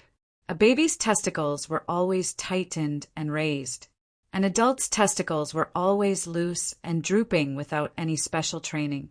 Some Taoist cultivators jokingly referred to such people as sloppy. Loincloth had the effect of tightening and raising the testicles, so they believed that this could nourish the kidneys and strengthen one's physical strength. 2 bare-bottomed, burly men with loincloth ran to the gate. Not long after, they returned and excitedly reported to Yang Fan, "General, the Imperial Servant Temple has sent horses. There are so many strong and majestic horses." Yang Fan was overjoyed. Just as he was about to go to the gate, he had a second thought and said, "Go, invite General Lu here. He will go with me to receive the war horses." Not long after, Lu Maofeng, who was the military inspector and had the busiest work, rushed over. He had heard from the soldier that they were going to the gate to receive the horses, so he put on his military uniform. At this time, Yang Fan was already dressed, so the 2 of them rushed to the gate together. This time, it was the veterinary doctor Bai Yiding and the veterinarian Niu Mao who delivered the horses. Both of them were very polite to Yang Fan. Yang Fan looked at the war horses that they delivered this time. Sure enough, each of them was plump and sturdy with glossy fur. They were all strong and tall horses from the western regions. He was overjoyed. At this time, Chu Kuanga, Ma Chiao, and the others also rushed over after hearing the news. When they saw the horses, they liked them from the bottom of their hearts. Yang Fan smiled and said, "You guys came at the right time. Quickly help General Lu to receive the horses." The generals excitedly accompanied General Lu to receive the horses. Because General Lu was able to get a sufficient number of superior horses in one go, everyone's attitude towards him was much better. This made General Lu who had always been given the cold shoulder and could only find some warmth with Yang Fan, very excited. Bai Yiding smiled as he watched the generals surround General Liu and leave. Only then did he take out an invitation from his sleeve and smiled as he handed it over to Yang Fan with both hands. He said, "My brother is holding a banquet in the mansion tomorrow. He has invited Feng Qinling and a group of good friends. General Yang is specially invited to come." Yang Fan thought, "The Zhang brothers know that I treat Lu Maofeng well. This is a show of goodwill. It's just that the Zhang brothers have a high status now. If they directly invite me in their name, it will feel like making a mountain out of a molehill. This kind of compromising will easily arouse criticism from others. That's why I have to borrow Bai Yishou's name." This time he was able to facilitate the emperor's visit. The Zhang brothers had contributed greatly. Yang Fan thought that he should express his gratitude to them in person. These two people would still be useful in the future. He put away the invitation and happily cupped his hands together, saying, "I am extremely honored. Doctor, please reply to your brother that I will definitely be punctual tomorrow." Early the next morning, Yang Fan arranged for Deputy Chief Inspector Su Liang and Parade Officer Lu Maofeng to continue leading the three armies in drills. He, on the other hand, brought Ren Wei and a few other personal guards back to the city. It was his first time visiting, so he had to bring some gifts. So he left rather early and went home first to prepare a greeting gift. Yang Fan whipped his horse and entered Luoyang. Before he had even reached the Tianjin Bridge, he saw several dozen carriages lined up on the long street. The chests and cages on the carriages were piled up like a mountain. They were all tied up with red silk. With one glance, it was clear that they were sent as dowry. Seeing that the several dozen large carriages were about to cross the Tianjin Bridge, the bridgehead was extremely crowded. Yang Fan reined in his horse and stopped, muttering to himself, "So much dowry. I wonder whose family is marrying off their daughter." An old man holding his grandson by the side of the road heard this and raised his head to glance at him. He said, "This military master might not know, but the carriages in front are Ian Juinju's dowry." Ian Juinju? Upon hearing this extremely unfamiliar title, Yang Fan couldn't help but be startled. Then he remembered that this was the title of the Prince of Luling's daughter, Li Xinyu. After the Prince of Luling returned to the capital, he had rapidly married many influential families. Yang Fan knew about this, but he hadn't expected that he would get married so soon. The dowry had already been sent, so how could the day of marriage be far away? Yang Fan said, "Many thanks for Lao Zhang's reminder. A few days ago, I did hear that the Prince of Luling was betrothed, but I didn't expect that Ian Junju would be getting married now." There were many high-ranking officials in the capital, so the common people in the capital had seen many of them. They weren't like the ignorant commoners in the small villages who would tremble with fear when they saw an official. That old man saw that Yang Fan's clothing and bearing didn't look like an ordinary official, but he wasn't afraid. He smiled and replied, "The Prince of Luling's family has many daughters, and they've all reached the marriageable age. So how can they not be anxious? I heard that Yongtai Junju is also going to send her dowry this afternoon. Yongtai Junju is betrothed to the Wei Wangfu, and she's also the Prince of Luling's wife's daughter. So I'm afraid her dowry will be twice as much as this." Hearing this, Yang Fan found it funny. The Prince of Luling is marrying off his daughters in batches. What extravagance! Only after waiting for the enormous convoy to cross the bridge did Yang Fan urge his horse onto the bridge. He tailed the convoy for a while, and only when the convoy turned into Guandi Lane and gave way did he ride home. When Yang Fan arrived at his residence, he had Shaman look for a gift that was suitable for both his status and the time. He then went to stay with Anu, who had just become pregnant and was preparing to nurse the baby for a short while. Only then did he rush to Bai Yishou's residence.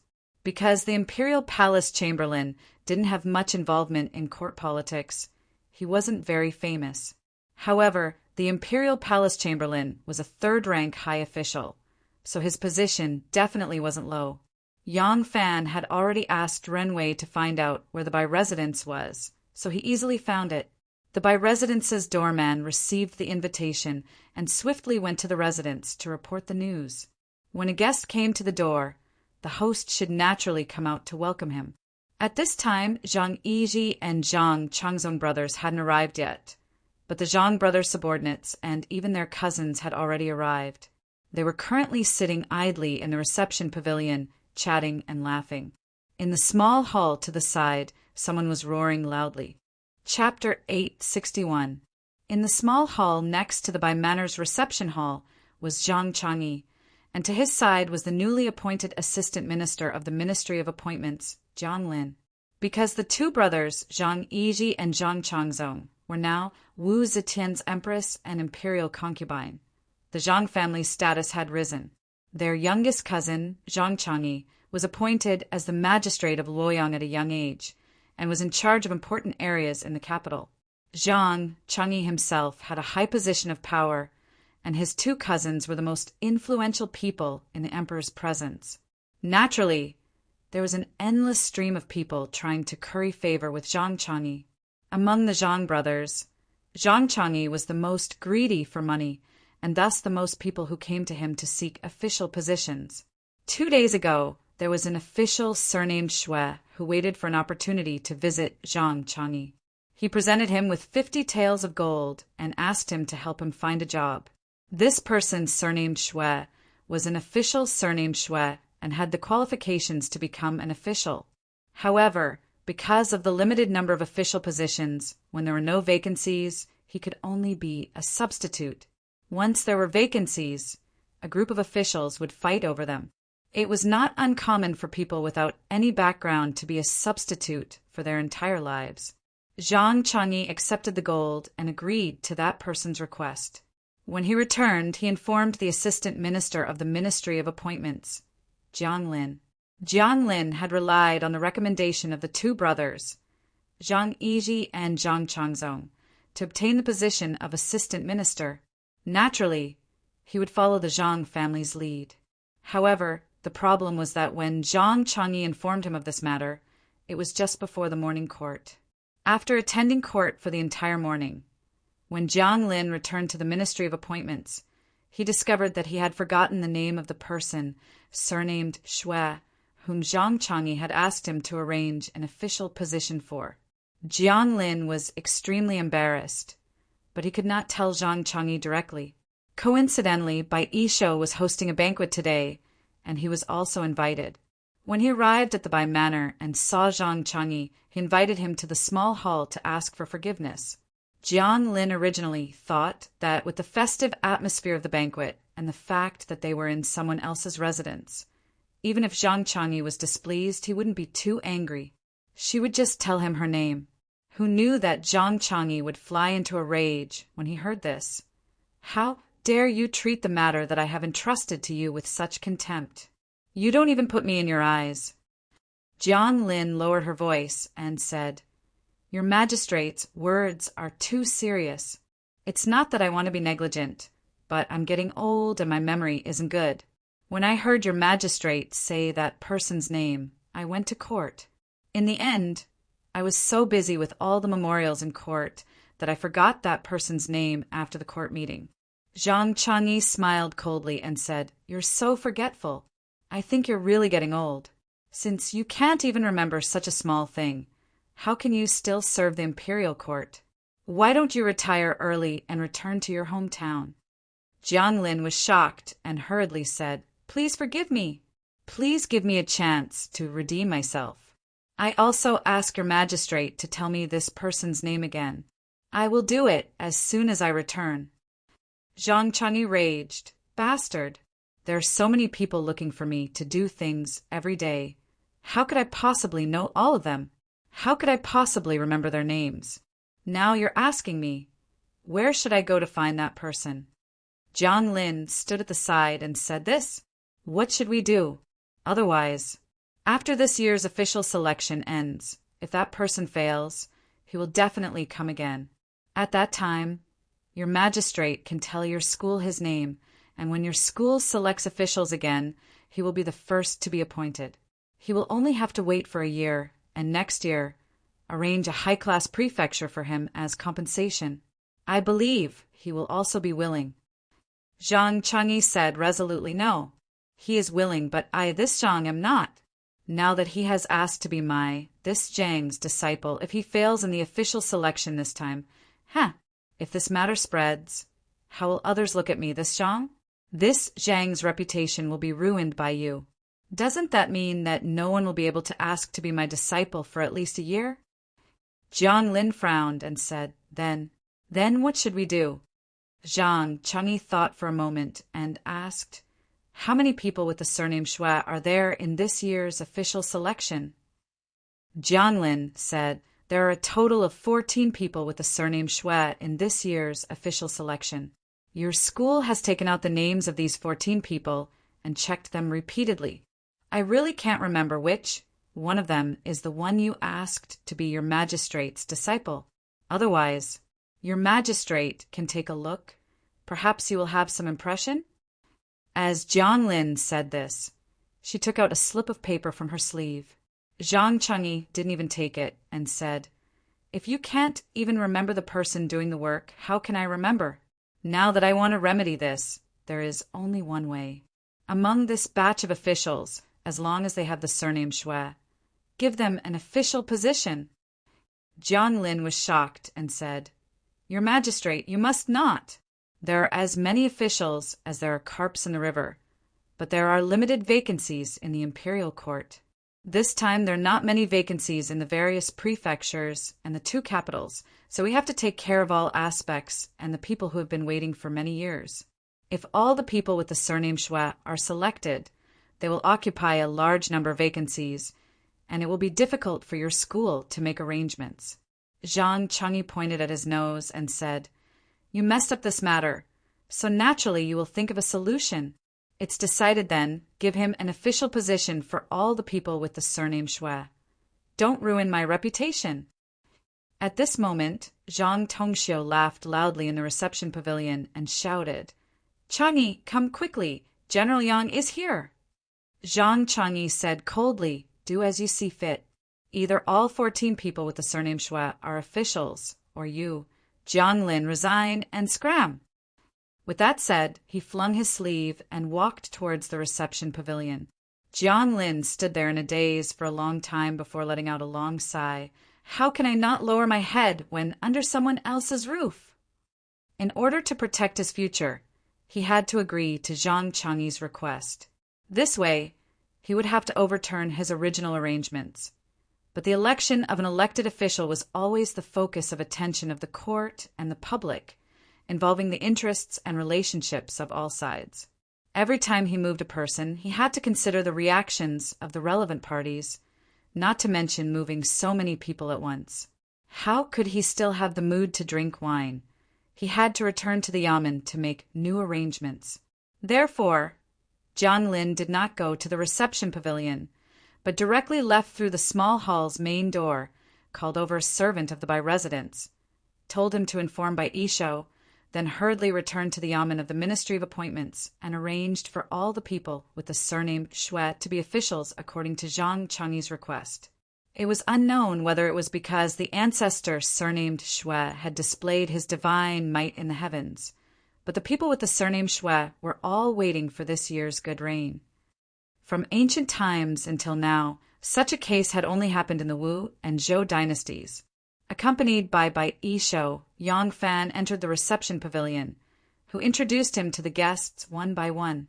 Zhang Tongxiu and the other Zhang brothers, some of whom Yang Fan had met before, some of whom were new to him.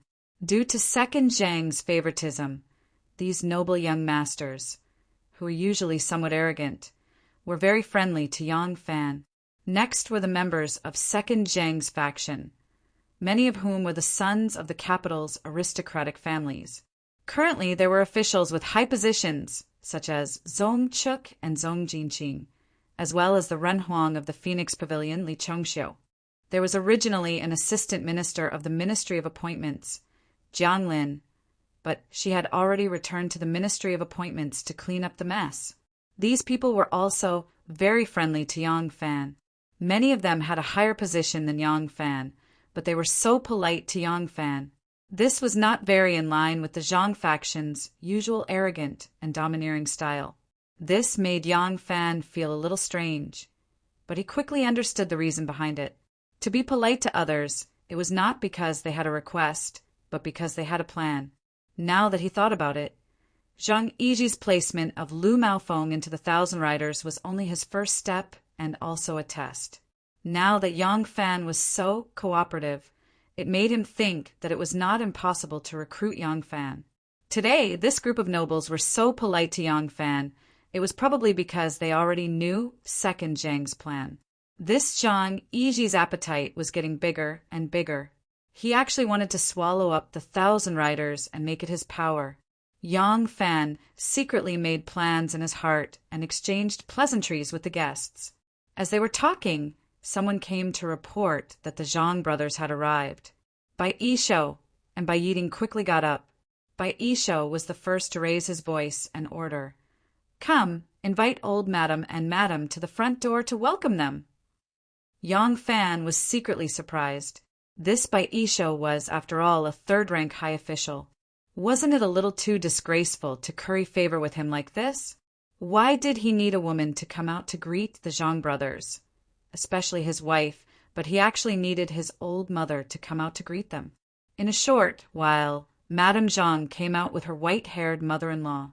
Everyone hurriedly greeted old madam and madam. Seeing that this mother-in-law and daughter-in-law were both dressed splendidly, they must have already prepared and were waiting at the back of the residence to welcome the guests together. Subsequently, the Bai brothers, Zhang Tongxiu, Li Jingxiu, Zhong Chuk, and the others, plus Bai Yishou's mother and madam, came out to welcome the guests. Naturally, Yang Fan was also among them. When the group arrived at the front of the residence, they saw 3 ox carts in front of the door, and dozens of servants in bright clothes and vigorous horses lined up respectfully on both sides. Bai Yishou and his brother were the first to laugh and welcome them. "Wulong, I, Brother Bai, am late to welcome you. My apologies, my apologies." However, the second Zhang did not enter the door.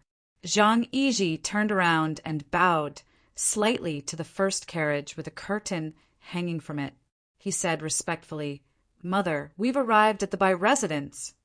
Yang Fan then understood. No wonder Bai Yishou dragged both madam and madam out to welcome the guests together. It's not that he's shameless. It turns out that Zhang Yiji's mother has also arrived. The curtain was lifted, and a young maidservant with picturesque features came out with a woman in a brocade dress. Before they could see the woman's appearance clearly, Bai Yishou and his brother bowed deeply and said, "Greetings to old madam." Bai Yishou was now in his 50s, but Zhang Yiji was a teenager. Zhang Yiji's mother was not even in her 40s, much younger than him. However, he considered himself to be under the second Zhang's tutelage, so he naturally addressed Zhang Yiji's mother as old madam. Yang Fan fixed his gaze on the middle-aged woman that Zhang Yiji was supporting. Although she was a middle-aged woman, she still retained her charm. To be able to give birth to such a handsome young man like Zhang Yiji, how could his mother's appearance be poor?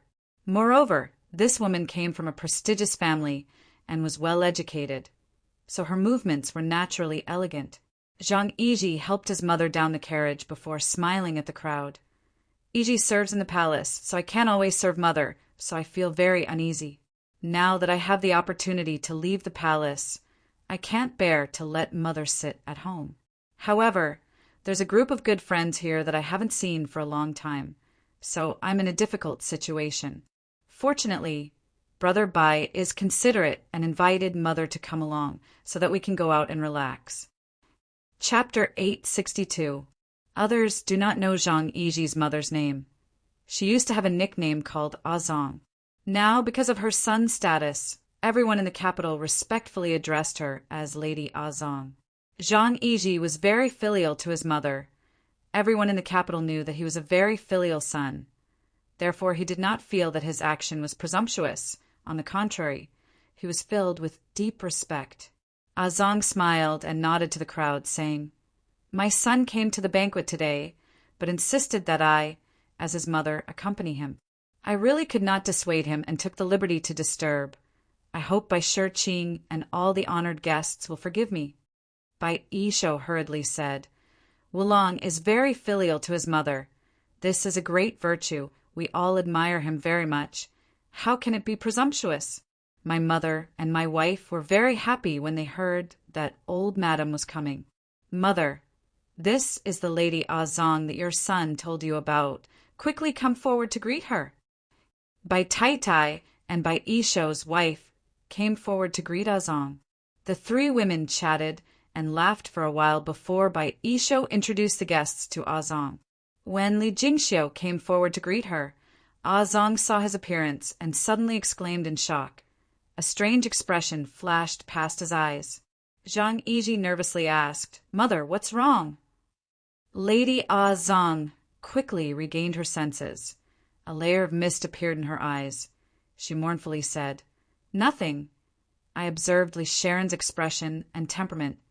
He is actually 60 to 70% similar to your father, who died young. Suddenly remembering your father, who died young, I can't help but feel sad. She gently wiped the corner of her eyes and said to the crowd, Zong saw that Li Sharon looks like my late husband and was a little absent-minded. I hope everyone will forgive me for my lack of manners. Li Sharon, I am sorry. Everyone was relieved. Li Jingxiu also hurriedly returned the greeting. This Li Jingxiu was indeed a talented man. When Yang Fan saw him earlier, he was also impressed by his spirit and temperament. Li Jingxiu's grandfather and father were provincial governors from a family of officials, but his mother was born poor. Even her surname was unknown. She was a servant of the Li family. But this servant was a peerless beauty, to the extent that Li Jingxiu's father was head over heels for her. Disregarding her servant status, he forcibly raised her status and took her in as Lady Ru. Li Jingxiu's mother was so beautiful.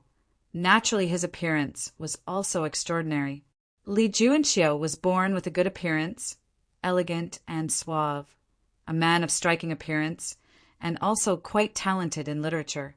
Poetry, song, zither, chess, calligraphy, and painting, there was nothing he did not know. Therefore, after only a few years in Jingdo, he was regarded as the most elegant person of the present age. In Yang Fan's view, among all the people he had seen before, only Lai Genshin's beauty could compare. Zhang Chongzong of Zhang Lu won. However, Zhang Chongzong was a feminine beauty.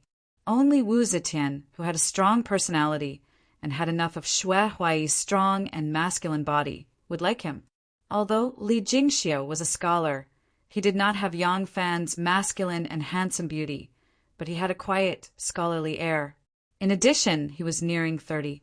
Compared to young men, he had a more mature and charming charm. Perhaps his appearance was different from Zhang Yiji's father, but they were both free and at ease, the same scholarly air. In terms of poise and temperament, there was not much difference. No wonder Lady Zong was captivated by him. Hearing his mother mention his deceased father, Zhang Yiji's eyes also reddened. He quickly comforted his mother and stopped Lady Zhang's grief. Only then did everyone welcome Lady Zhang and her son into the Fu. When they reached the Fu, old Lady Bai and Lady Bai accompanied Lady Zhang to the inner chamber. Zhang Yiji and Zhang Chongzong became the main characters again. Surrounded by everyone, they walked to the reception hall. Zhang Yiji deliberately put on a courteous attitude. Holding Yang Fan's arm, he said with a smile, Everyone here is an old friend. General is a new guest. You and I should get to know each other. I asked General to sit with me. Yang Fan replied with a smile, It would be my honor. Zhang Yiji pulled Yang Fan to sit with him. He asked with a smile, I heard that General is training the troops in preparation for His Majesty's inspection. Today's invitation, I was worried that it would affect General's plan. I did not dare to hope that General would really come. I did not expect General to give me face. It is a pleasant surprise. Yang Fan said, Feng Chen is too polite. I am indebted to everyone for treating me as a close friend. This is my great honor." Zhang Yiji was very satisfied with his attitude. He added, "The saint has not had a great inspection since his ascension. General Yang's suggestion is very much to the saint's liking. The saint is very interested in this. If it were not for the fact that the entire army inspection will take at least 3 to 5 days, and the saint is busy with state affairs and has no time to spare, I am afraid this inspection will not be just a matter of 1,000 riders." Yang Fan naturally hoped that Wu Zetian would pay attention to the inspection. However, if it was really a great inspection of the entire imperial army, 1,000 riders would be submerged in the thousands of soldiers. Even if they performed well, the impression they left in the emperor's heart would be worlds apart. Therefore, he was secretly glad that Wu Zetian was old and could not afford to make trouble. Zhang Yiji finished speaking and asked with concern, "I wonder how the 1,000 riders are doing? Will General leaving the camp to attend the banquet affect the drill? If it affects the grand ceremony, then this Zhang's sin will be great." Yang Fan said, "Feng Chen's order is to be at ease. The drill has rules to follow. All the officers and soldiers will do the drill according to the rules. Moreover, the army is under the care of the chief censor and the Wulong general. It is not urgent for me to leave for a while." Zhang Yiji said, "Oh, I heard that Lu Maofeng has also been transferred to the 1,000 riders. He is Zhang's good friend.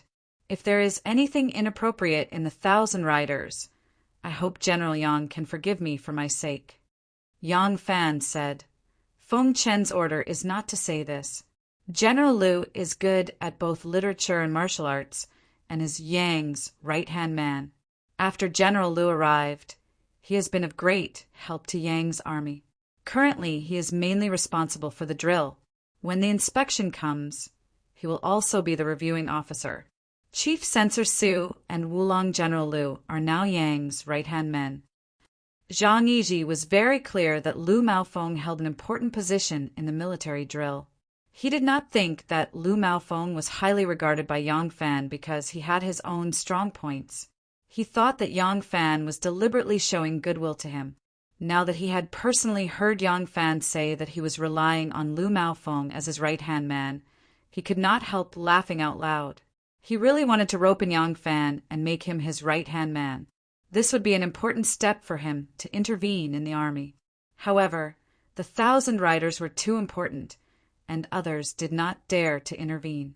Although he was highly regarded by the Empress, and the Empress did not suspect him, it was not good to be too explicit.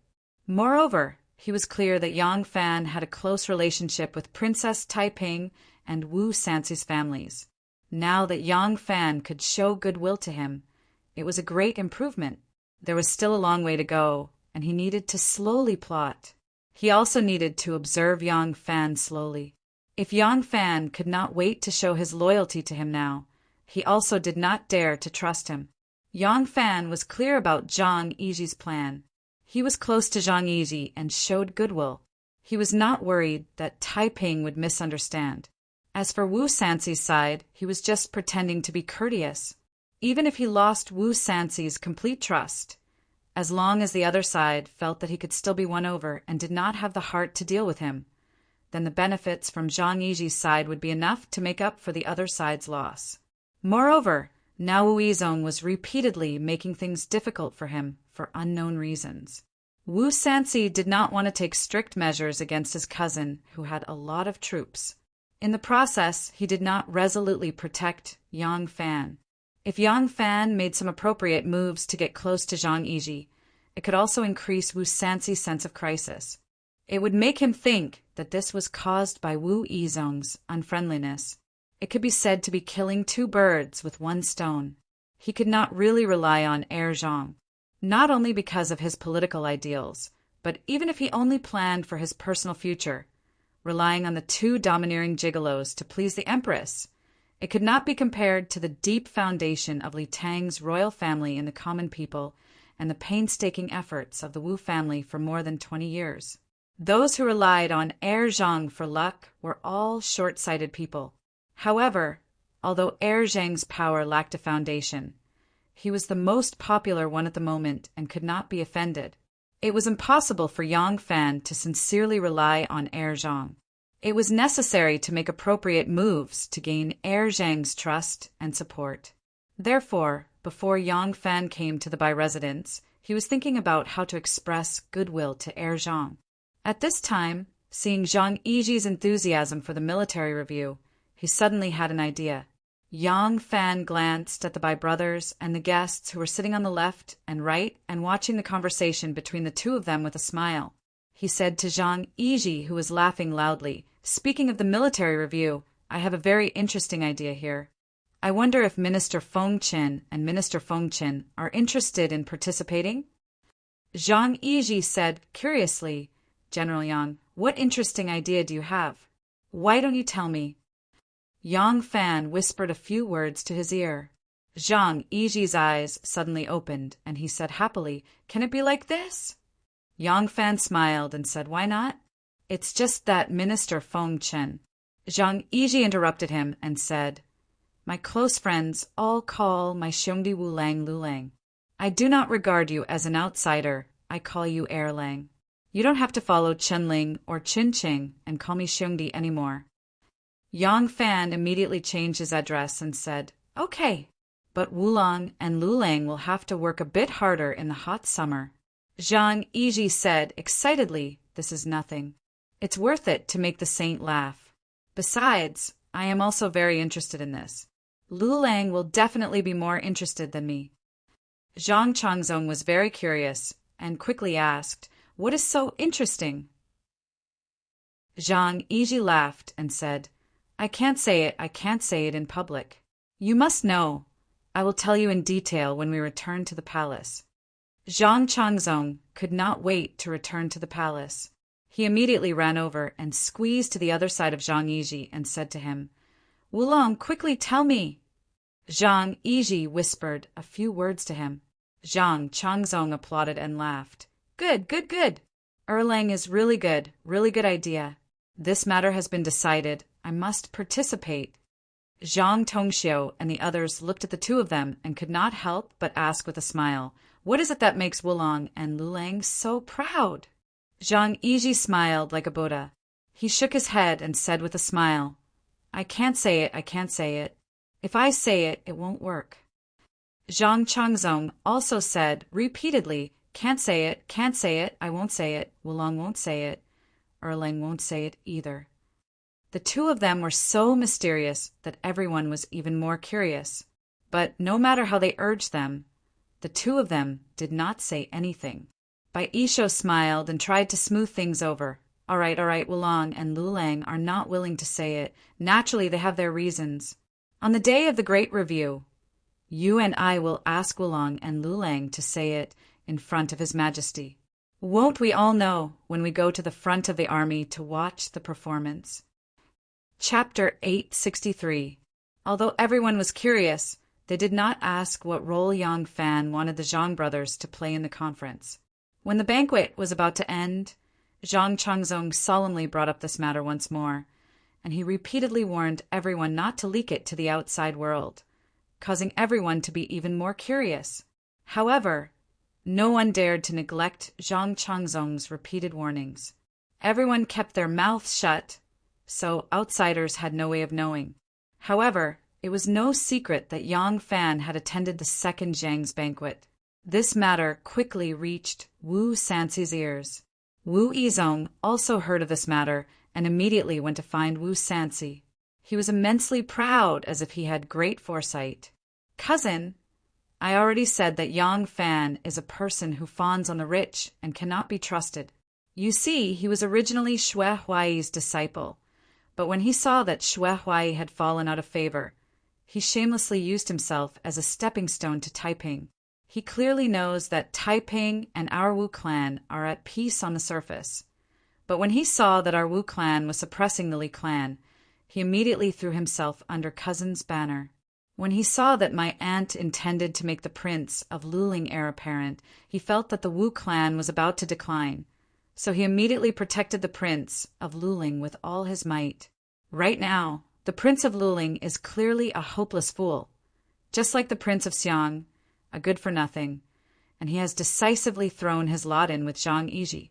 This five-surnamed servant is even more shameless than Lu Fengxian. Wu Sanci was inwardly vexed. If you hadn't kept pressuring him, how could he have acted so intimately with the second Zhang? Speaking of Xue Huai and Zhang Yiji, you and I are also extremely attentive to them. How much better can we be compared to Yang Fan? Although he felt that this cousin of his was stupid enough, he was one of the two people with the most military power in the Wu clan. Other than Wu Yi, he was the next. Wu Yi was only loyal to his aunt and had never been moved by his and Wu Qingxi's attempts to rope him in. It was clear that he was relying on his military power and did not want to make a stand before the general situation was clear. He had many places to rely on Wu Yizong and could not reprimand him too much. He could only vaguely say, "No matter what, you shouldn't have pressured him too much. This person controls 1,000 cavalry and is extremely important to us. In the future, we will need to rely on him." Wu Yizong replied, "What's so difficult about that? This person is someone who bullies the weak and fears the strong. He doesn't have any backbone. If elder brother wants him to submit, then you have to let him know the power of our Wu clan and not blindly show him kindness. I will make things difficult for him, and when he realizes that he can't do anything outside of our Wu clan, he will come and beg for forgiveness from elder brother." Yizong, Wu Sanci wanted to say something, but hesitated. He felt that it wasn't appropriate to do so, but Wu Yizong left excitedly after he finished speaking. Wu Sanci thought again. Forget it, let him be. Let's see if he can subdue Yang Fan. If I can really force Yang Fan to work for me, that would be the best. If I overreach myself, as long as I don't show up now, I can come out later to clean up the mess. Thinking of this, Wu Sanci dispelled the thought of stopping Wu Yizong. However, when he returned to the back residence, he suddenly thought of something and couldn't help but be alarmed. Oh no! This brother of mine has always been rash. Could it be that he wants to do something to the grand reading? This is the first grand reading since Aunt ascended to the throne. It is of great significance and cannot be delayed. Otherwise, if it is traced back to us. Thinking of this, Wu Sanci quickly sent men to chase after Wu Yizong and solemnly reminded him. Wu Yizong hadn't left the city yet. When Wu Sanci's men caught up to him, he couldn't help but laugh. Elder brother is worrying too much. The grand reading concerns the integrity of the country and cannot be delayed. Do I not even know this? Go back and tell my elder brother to not worry. As the saying goes, revenge is a dish best served cold. I, Wu Yizong, am also aware of this. Wu Sanci was relieved after receiving the report from his family. As long as Wu Yizong didn't do anything to the grand reading, he could do whatever he wanted. Yang Fan originally thought that the grand reading would be an easy task. Most of the soldiers under him were from the imperial army. With a little reorganization, they would be able to meet the requirements of the grand reading. He didn't expect that after the actual training, it took a full month and a half before Lu Maofeng finally nodded his head and confirmed that it had already surpassed the standards of the Political Affairs Hall and the Ministry of War. Among them, Yang Fan had the advantage of having fewer soldiers and elite soldiers. Otherwise, the quality of the soldiers would be different and the various departments would need to cooperate. This would then take a long time. The level of the grand reading that the Political Affairs Hall and the Ministry of War hosted back then was not as high as this one. It took a full half a year to prepare. Since the standards of the training had reached the standard, the next step was to rehearse according to the procedures of the Emperor's grand reading. At this time, the Ministry of Rights also participated and gave instructions on the appearance, attire, command of the soldiers, and the speech of the parade officers, as well as the etiquette used when meeting the emperor. This time, the rehearsal went on for more than half a month. It wasn't until everyone had memorized the role they were supposed to play during the grand reading and the entire process of the grand reading. After 7 consecutive grand reading rehearsals without any mistakes, everyone finally breathed a sigh of relief. However, it was also the hottest time of the summer. When Yang Fan told the Zhang brothers about the scorching summer, It was originally a joke. At that time, he thought that the grand reading would begin in, at most, 10 days. However, more than 2 months had passed. Yang Fan accompanied the soldiers on the drill ground every day, and his pale skin had gradually turned into a healthy, dark color. Because for the past 2 months, he had also been training under the hot sun every day. His skin had become a healthy and attractive bronze color. His chest muscles were stacked, his arm muscles were firm, his leg muscles were firm, and his buttocks were strong. Coupled with his handsome appearance, if those pampered ladies in the city saw him, they would probably have erotic dreams for 3 days straight. Seeing that the rehearsals were going extremely smoothly, Yang Fan finally reported to the court and asked the emperor to approve the grand reading. When Wu Zetian heard the news, she was overjoyed and immediately announced that court would be suspended the next day. Early in the morning, she would go to the 1,000 horsemen camp for the grand reading. The princes, princesses, relatives of the emperor, and the ministers of the various ministries were all present. Afterwards, according to the rules of the grand reading, food was distributed to the troops to be read. The emperor's food naturally couldn't be too low. At noon that day, the 1,000 horsemen camp slaughtered pigs and sheep. The fragrance of meat wafted all the way to the right guard 10 li away, causing the soldiers there to swallow their saliva. After the soldiers of the 1,000 horsemen camp ate their fill, they made an exception not to practice in the afternoon to conserve their energy.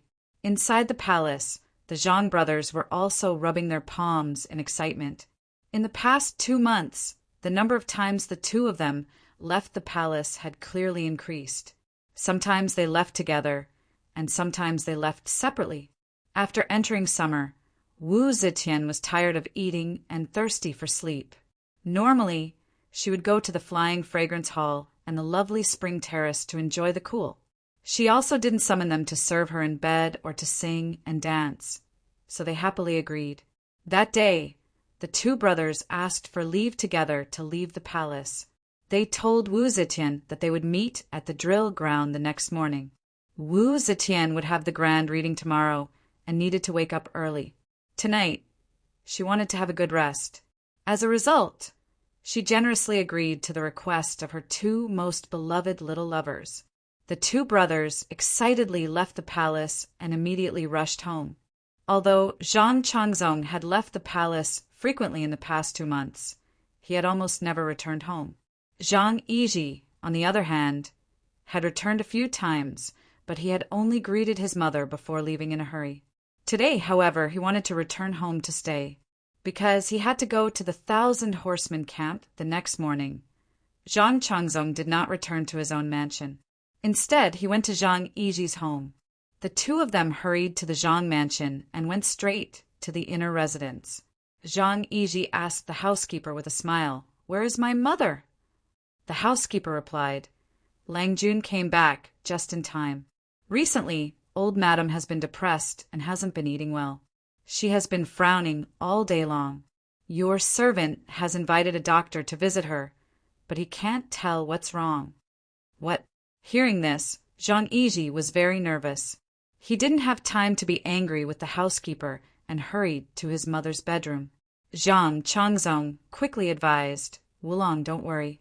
It's probably because the summer is hot and First Madam is sick of eating."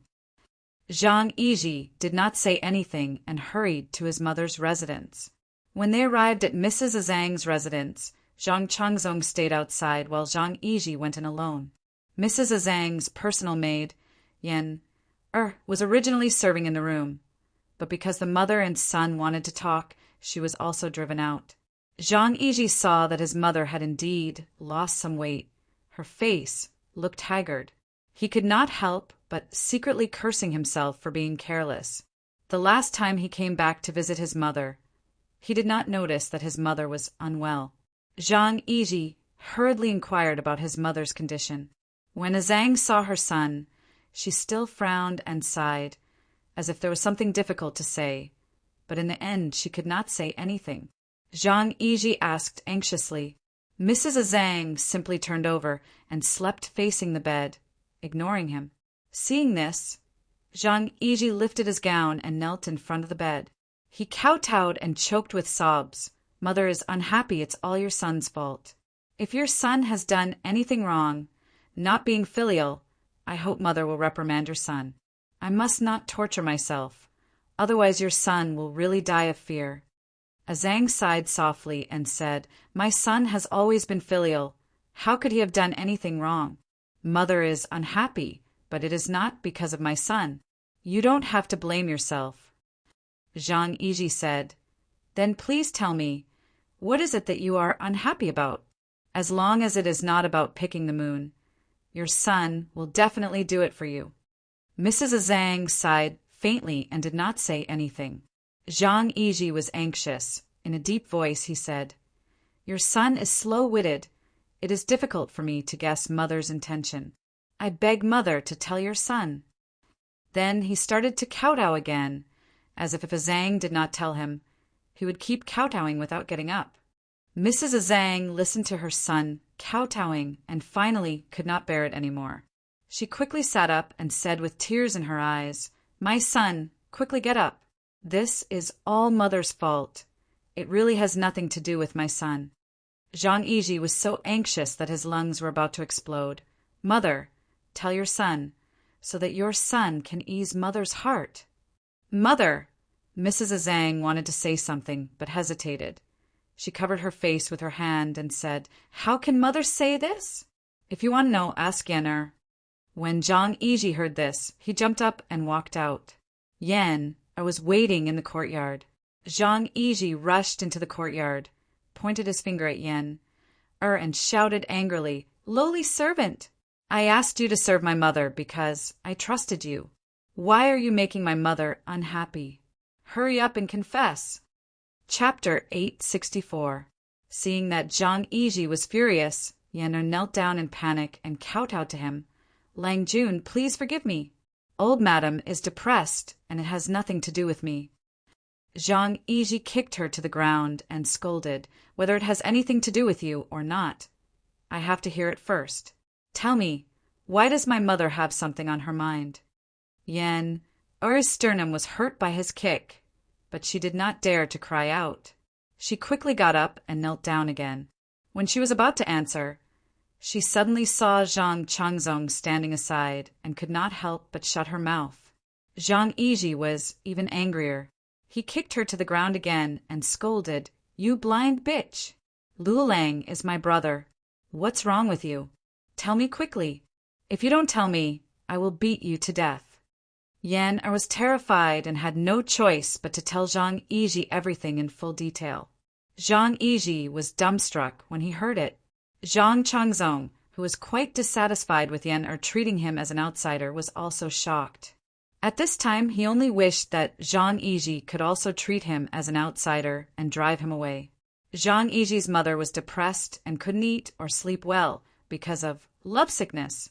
After a long while, Zhang Changzong finally came back to his senses. When he saw that Zhang Yiji was still standing there in a daze, he quickly waved his hand at Yen, and gave her a meaningful look.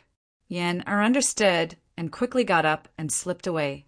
If he had not heard it in front of Zhang Yiji and could not pretend to be ignorant, Zhang Changzong would have slipped away at this time. What should he do if he did not leave? His mother was lovesickness and longing for a man. Since she saw Li Jingxiu of the Phoenix Pavilion, she had been lovesickness. This was neither pleasant to hear nor appropriate to say, but he knew it. Wasn't it embarrassing? Cousin Zhang Changzong didn't know what kind of expression he should make at this time. He was afraid that it was inappropriate to grieve. No one had died, but he couldn't be elated. Zhang Changzong could only put on a straight face and look at Zhang Yiji without any expression. Zhang Yiji silently turned around, walked to a small pavilion hidden by tall bamboos, and sat down dejectedly. After staring blankly for a long time, he suddenly raised his hand and fiercely slapped his own face. Zhang Changzong, who followed him in, hurriedly advised, Don't worry, Wulong. Our Zhang family is an aristocratic family, and Wulong is now noble beyond words. Auntie's thoughts are indeed, ahem, but Wulong is a son, and it's really not good to interfere. It's really hard on you. Zhang Changzong hemmed and hawed, not knowing what to say. Zhang Yiji heaved a long sigh and said with tears in his eyes, I call myself a filial son, but I have never cared about my mother. I am ashamed. Zhang Changzong was stunned and said in astonishment, Wulong is saying. Zhang Yiji painfully said, solitary yin cannot grow. Solitary yang cannot grow. Therefore, the heaven and earth are matched with yin and yang.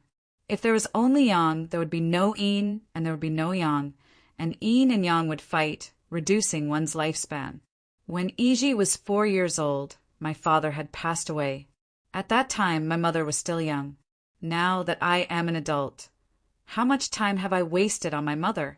Until now, my mother is not even half the age of the saint. The saint is nearly 80 years old, and he is still thinking about the way of yin and yang. But my mother is lonely. For 16 or 17 years, she has always lived alone, watching the flowers bloom, watching the leaves fall, enduring the bitter rain and cold wind. How can she endure? It's funny that I have always regarded myself as a filial son, thinking that if I can earn a title for my mother and a set of fine clothes, it will make my mother happy. But I don't know that even if it's a mountain of wealth and supreme glory, how can it compare to the tenderness and consideration of a person on the same bed? The more Zhang Yiji spoke, the sadder he became. Towards the end, he was already crying. Zhang Changzong was at a loss for Zhang Yiji's abnormal behavior. He stuttered. Then, Wulong is saying. Zhang Yiji wiped his tears and said, It's rare that my mother likes someone. As her son, I should try my best to fulfill her wish to please my mother. Zhang Changzong did not expect Zhang Yiji to have such thoughts. As a son, he actually wanted to find a man for his mother. He was extremely shocked. But on second thought, Zhang Yiji has always been filial to his mother. He never disobeyed her, so doing this seemed to be in line with his usual practice. Although Zhang Changzong still had a strange feeling in his heart, but since his own son did not have any objection, he as the nephew naturally did not need to say anything. Thinking carefully, Zhang Changzong suddenly remembered something. He could not help but cried out, this matter is difficult. That Li Sharon has long had a house full of wives and concubines. Li Jingxiu had made a name for himself in the capital before he reached his 20s. He obtained the title of the world's #1 romantic character. He was handsome, talented, and quick in learning. At a young age, he became the Phoenix Pavilion's Sharon. His future was boundless. Naturally, his wife was also a daughter of an official family. His concubines were all outstanding beauties. How could he take a fancy to a middle-aged woman like Zhang? But Zhang Yiji did not take this matter to heart. In his opinion, as long as his mother was happy, as her son, he should do his best to make it happen. So what if his mother was 7 or 8 years older than Li Jingxiu? So what if Li Jingxiu had a wife and a son? If this matter was easy to handle, why would he need to come forward? Zhang Yiji thought carefully and said to Zhang Changzong, Does Lu Lang still remember who Princess Taiping is married to? Zhang Changzong said in surprise, It's Wu Yuji. Who doesn't know this? Why did Wulong ask? Zhang Yiji laughed coldly. Does Wu Yuji have a wife and concubines? Zhang Changzong suddenly understood Zhang Yiji's intention. He thought again and said uneasily, Wulong, you and I are relying on His Majesty's favor today. Although we have the power of the noon sun, we can't ask a Phoenix Pavilion's Sharon to abandon his wife and son, can we? Of course not. Zhang Yiji stood up and walked around the pavilion twice. In a low voice, he said, This matter still needs to fall on the saint. Wu Yuji is the current Junwang. He has a wife, concubines, and a son. If the saint wants to marry off his daughter, won't he be able to? If the saint is willing to help, Mother will definitely get what she wants. During the martial arts demonstration tomorrow, you and I will first please the saint. If the saint has a reward. Zhang Yiji gave Zhang Changzong a look. Zhang Changzong suddenly understood and nodded his head heavily. This plan will work. Early the next morning, the 1,000 cavalry camp began to prepare. The people from the Ministry of Rights and the Internal Court rushed to the drill ground before daybreak to make preparations. Considering the hot weather, the Internal Court transported a total of 12 carts of hidden ice. They were all wrapped in thick cotton blankets and temporarily parked behind the parade platform. A row of flat wooden shelves was set up behind the parade platform. Once the emperor arrived, the ice would be placed on the shelves and the palace maids would fan the back to keep cool. All the officers and soldiers participating in the parade were given a new set of military uniforms, specially for today's use. At this moment, all the officers and soldiers were neatly dressed and arranged in formation. The horses were also properly saddled and bridled. They had been fed concentrated fodder for the past few days to ensure that they were full of horsepower. The bugles sounded and the military flags fluttered. Because they were standing in neat and orderly positions and the military was solemn, the scene was spectacular even though there were only 1,000 cavalry. The preparatory work continued for about 2 hours before a winged cavalry came to report that the emperor's holy entourage was about to reach the Yuan Gate. Yang Fan immediately led the deputy inspector Su Liang and the parade officer Lu Maofeng out of the barracks to welcome them. The soldiers of the guards of Jin Wu had a sentry every 5 steps and a sentry every 10. They lined up from the Yuan Gate of the 1,000 cavalry camp all the way to the Xuanwu Gate of Luoyang's imperial palace. The road along the way was clean and flat. In the distance, there was an unbroken line of troops. The most eye-catching thing in the middle was a yellow umbrella canopy. In the whole world, there was only one person traveling, but to be dressed like this, it was naturally the current emperor. The emperor's carriage slowly approached. The current crown prince, Li Dan, and the prince of Luling, Li Xian, were both wearing armor and were dressed in martial attire. They accompanied the emperor on his left and right sides. The other imperial grandsons were also dressed in armor and battle robes. Further back were the carriages of the various imperial princesses and princesses. The curtains were rolled up high, and the noble ladies were all dressed in the dignified and noble court attire that was only worn for important occasions. Yang Fan and the others urged their horses forward. The imperial guards of honor flashed to the left and right. The 3 fast horses galloped all the way to the emperor's carriage and were stopped by the inner guards. Only then did they dismount and loudly greet the emperor. Subject Yang Fan, Su Liang, Lu Maofeng, greets your imperial majesty. The 3 of them were dressed in black armor that was most in line with the Zhou system.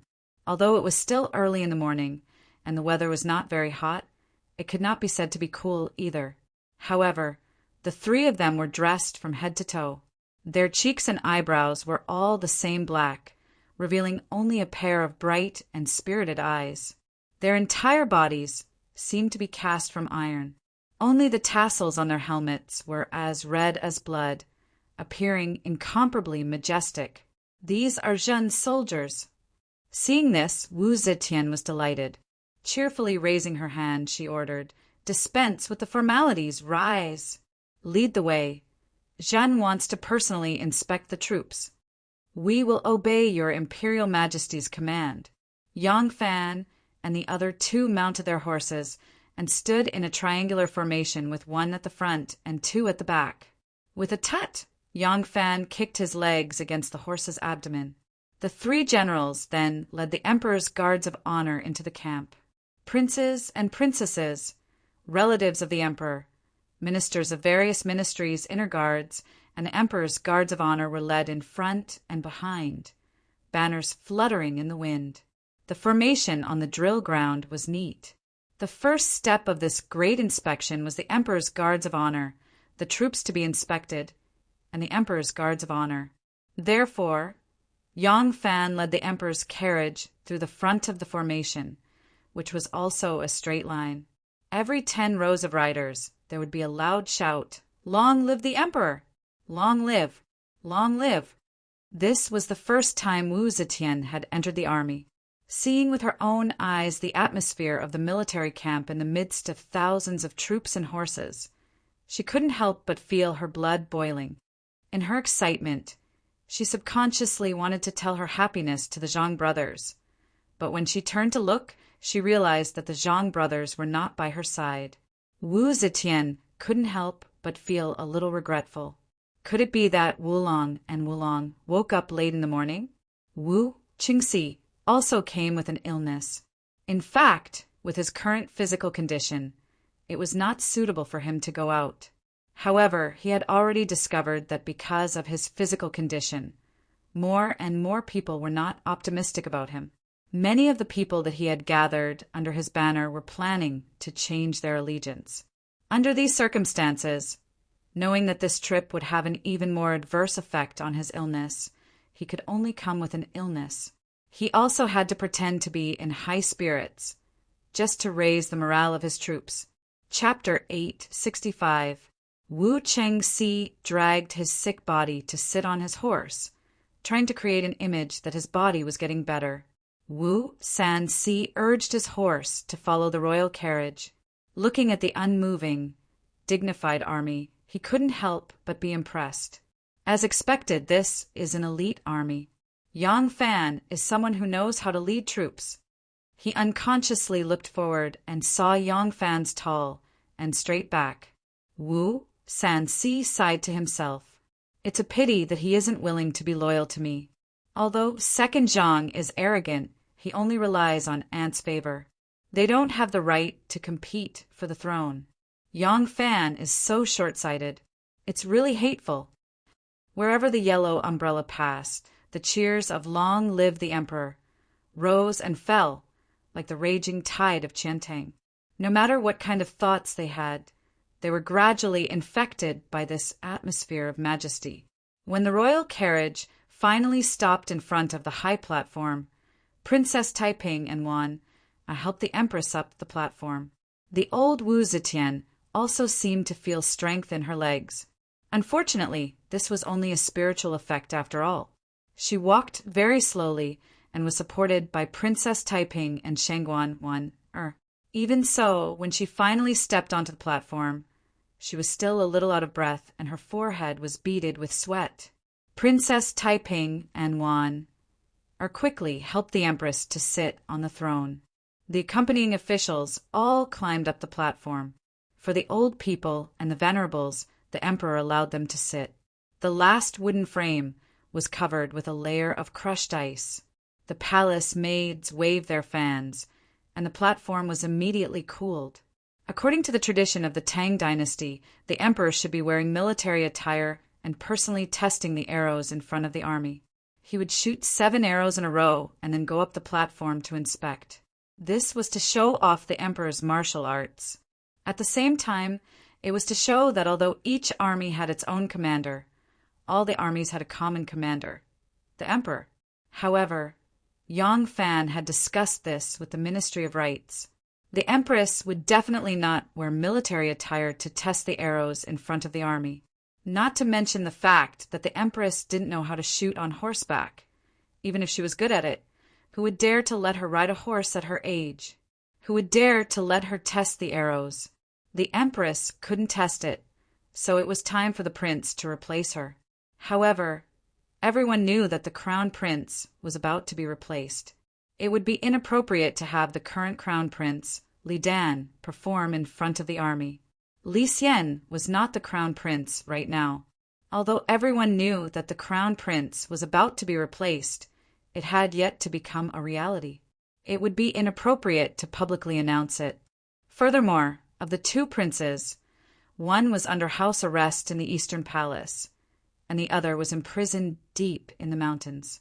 Neither of them had ridden a horse for 15 or 16 years, and it had been a long time since they had touched a bow and arrow. Even if the target was placed very close to them, it would be too unsightly if they could not hit 1 or 2 of their 7 arrows. Thus, after repeated discussion, this step was omitted. Wu Zetian ascended the platform and sat down. Yang Fan rode his horse straight to the bottom of the platform. When the horse reached the bottom of the platform, Yang Fan fiercely pulled on the reins, causing the warhorse to stand on its hind legs. The warhorse let out a neigh, the man like a tiger, the horse like a dragon. This kind of appearance immediately won the applause of the entire audience. The corners of Princess Taiping's and Shanghai Wan-er's lips curled up at the same time, revealing a knowing smile at the same time. Princess Anil Ligua-er looked at Yang Fan's heroic appearance, and her eyes seemed to be intoxicated for a moment.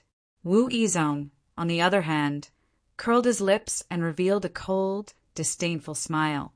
The warhorse's front hooves stomped down. Yang Fan cupped his hands in a salute, his energy sinking into his dantian. He loudly reported to the platform, "Requesting your majesty to review." On the platform, Wu Zetian nodded slightly. The chamberlain, eunuch Gao, stepped forward and raised the horsetail whisk in his hand. In a loud voice, he announced, "The emperor has decreed that the review will begin." Parade officer Lu Maofeng whipped his warhorse and galloped past the front of the three armies. He pulled out the long saber at his waist, and with a loud shout, the three armies were like a mountain, their formation changing, leaving the drill ground in an orderly manner. There was not the slightest bit of chaos. The neat formation of the troops, the scene of moving the field, was actually very pleasing to the eye. Prime Minister Yao Chong, who came from the Ministry of War, could not help stroking his beard and praised, "The soldiers are brave, the formation is solemn, the banners are messy, the armors are shining, they are like mountains, the power of heaven and earth. They are truly a brave army." Hearing Prime Minister Yao Xiang's sincere praise, Wu Zetian felt even more proud. This was an army formed under her orders. She naturally felt a sense of closeness. Sitting high on such a majestic platform, watching such a powerful and spectacular formation, she felt a strong sense of pride in her heart. Parade officer Lu Maofeng returned to the bottom of the platform. His eyebrows and cheeks were faintly covered in sweat, but he had never been so excited before. This was in front of the emperor and all the officials in the court, in front of the most powerful group of people in the world. Seeing that the drill ground had been quickly cleared, Lu Maofeng waved the long saber in his hand and gave another order. The banner fluttered, and a group of cavalry immediately spurred out. This group of cavalry was dressed in light armor, with sabers, shields, spears, and chain hammers in their hands. Beside the chief commander, there were flag bearers, gongs, and drums constantly giving various military orders. Following the military orders from the flag bearers and musical instruments, the officers and soldiers spurred their horses to gallop, attacking, defending, changing formation, or combining formation. They began to simulate riding on the battlefield. In the eyes of outsiders, this kind of performance was purely for fun, nothing special at all. For example, the princesses and princesses, at this time, rather than saying that they were watching a drill, it was better to say that they were watching which soldier was more handsome and whose riding posture was more valiant. But in the eyes of the generals and ministers who came from the army, they could see the combat strength of this army. In their eyes, from the moves of this cavalry, as well as the coordination of the formation and the coordination of attack and defense, they could completely infer the combat strength of this army. Even the most picky general could not help but secretly nod at this time. After the cavalry battle, there was also the infantry battle, which was divided into alley battle, city defense battle, field battle, horsemanship, martial arts, archery, and various other skills were displayed one by one. Military discipline, military skills, military knowledge, military weapons, and military fortifications were displayed one by one until it was almost noon. Only then did the military law event begin. After a morning of drill, it was now noon. The sun was scorching, and there were already 9 carts of ice on the high platform. The platform was dripping with ice water. All the officers and soldiers returned to the drill ground and lined up neatly. Chu Kuanga threw headless arrows, and whoever he hit would come forward to answer the military law. With Chu Kuanga's archery skills, he had actually still tampered with the candidates. However, because the drill process lasted for a total of 2 months, the cheating soldiers who were responsible for memorizing the military law had memorized not just one book, but all of the military law. Thus, Yang Fan simply handed the task of inspecting the military law to the Empress. The Empress casually flipped through the law of I Ching, Order of the Palace Guards, and other military laws. She would select one, and Eunuch Gao would shout it down, ordering the soldiers to recite it aloud. Wu Zetian, who had been watching until noon, was already tired because she could personally participate, and her interest was rekindled. Wu Yizong really wanted to find some fault with Yang Fan during the Great Review. It did not need to be too serious, as long as he could make up for it a little and not make the emperor too displeased. However, this was not easy to grasp, and he had not waited for the opportunity. The military law examination was the easiest to cheat. After all, he was someone who led the army, so how could he not know this point? However, the soldiers were selected by archery, and he really did not believe that anyone could do something like shooting a willow leaf from 100 steps away without fail.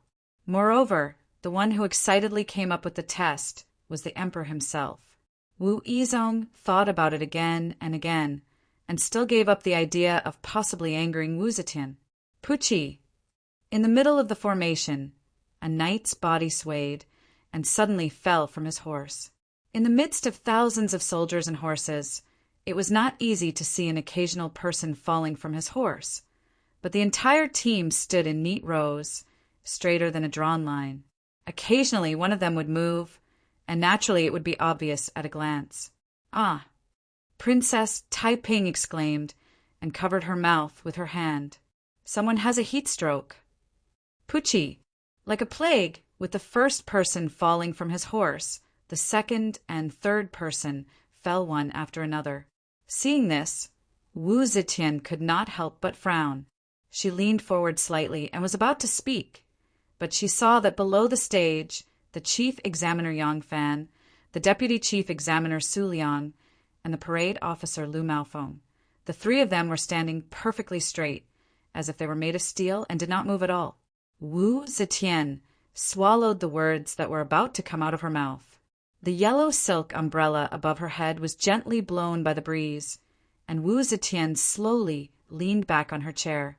She turned her head to Prime Minister Wei Yuanzhong and said, "The 1,000th Cavalry Army has strict discipline. Yang Fan has managed the army well, and I am very pleased."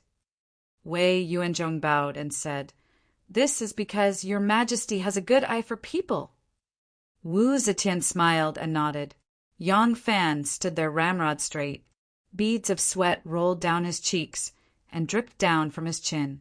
But the corners of his lips curled up slightly, and the eyes and nose that peeked out from between his cheeks and eyebrows also seemed to curl up into shallow smile lines. The weather today was indeed very hot. Yang Fan had long thought of this problem, and had prepared buckets of mung bean soup, sour plum soup, and salt water by the side of the drill ground. The internal court had publicly pulled out 12 carts of ice from the palace, but in reality there were 15 carts. The extra 3 carts of ice were now half floating and half submerged in the soup buckets. With these drinks to quench the heat and the strong bodies of the 1,000th Cavalry Army, they had adapted to the heat after training in the scorching heat for such a long time, so they would not faint from heat stroke. But on such a hot day, if they did not add some special effects, how could they strengthen the impression of a superior? At this moment, Yang Fan was laughing to himself. These kids have fallen quite well. It looks like even with the emperor in front of them, they know they have to put on a show for real and are afraid others will see through their flaws. Below the stage, the voice of the soldier who had been sampled rang out. Without pausing, he recited the total of 28 military rules that the emperor had sampled. Eunuch Gao held the military rules and compared them one by one. After he finished, he turned and bowed to Wu Zetian. "Congratulations, Your Majesty. We sampled a total of 9 soldiers and sampled a total of 18 military rules. There is not a single mistake." At this time, a few more people succumbed to heat stroke and fell from their horses. But the three armies stood solemnly. No one moved, and no one went to help up the soldier who had suffered from heatstroke. Wu Zetian was very pleased. She stood up and said loudly to the audience, "Officers and soldiers have worked hard. It is noon and the heat is unbearable.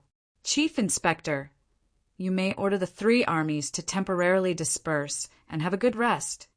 Yang Fan turned around to accept the order. He then ordered the military inspector, Lu Maofeng, to loudly give the military order. When the flag was waved, the emperor, the royal relatives, and the nobles on the stage thought that the three armies would retreat like the tide. Unexpectedly, when the soldiers of the three armies heard the military order, they uniformly dismounted from their horses and knelt on one knee.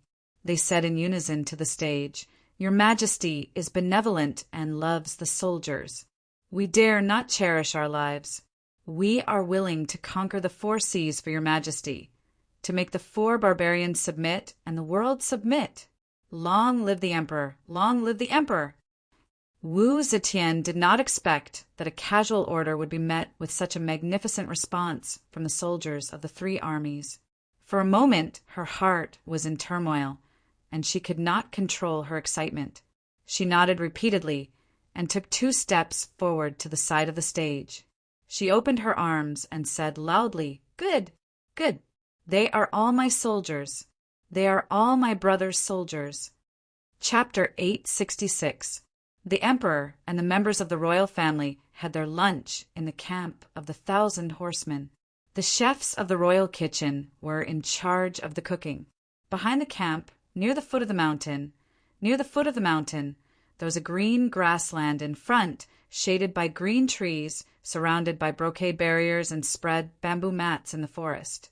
During the meal, the members of the royal family sat on the ground, as if they were on an outing, which was quite interesting. During lunch, Eunuch Gao specially sought out Yang Fan and said to him, "His Majesty's energy is not enough and he is already tired. I don't know how many drill events there will be in the afternoon, but His Majesty can't hold on for too long. Moreover, it will take some time for him to return to the capital. General Yang must make good use of this time."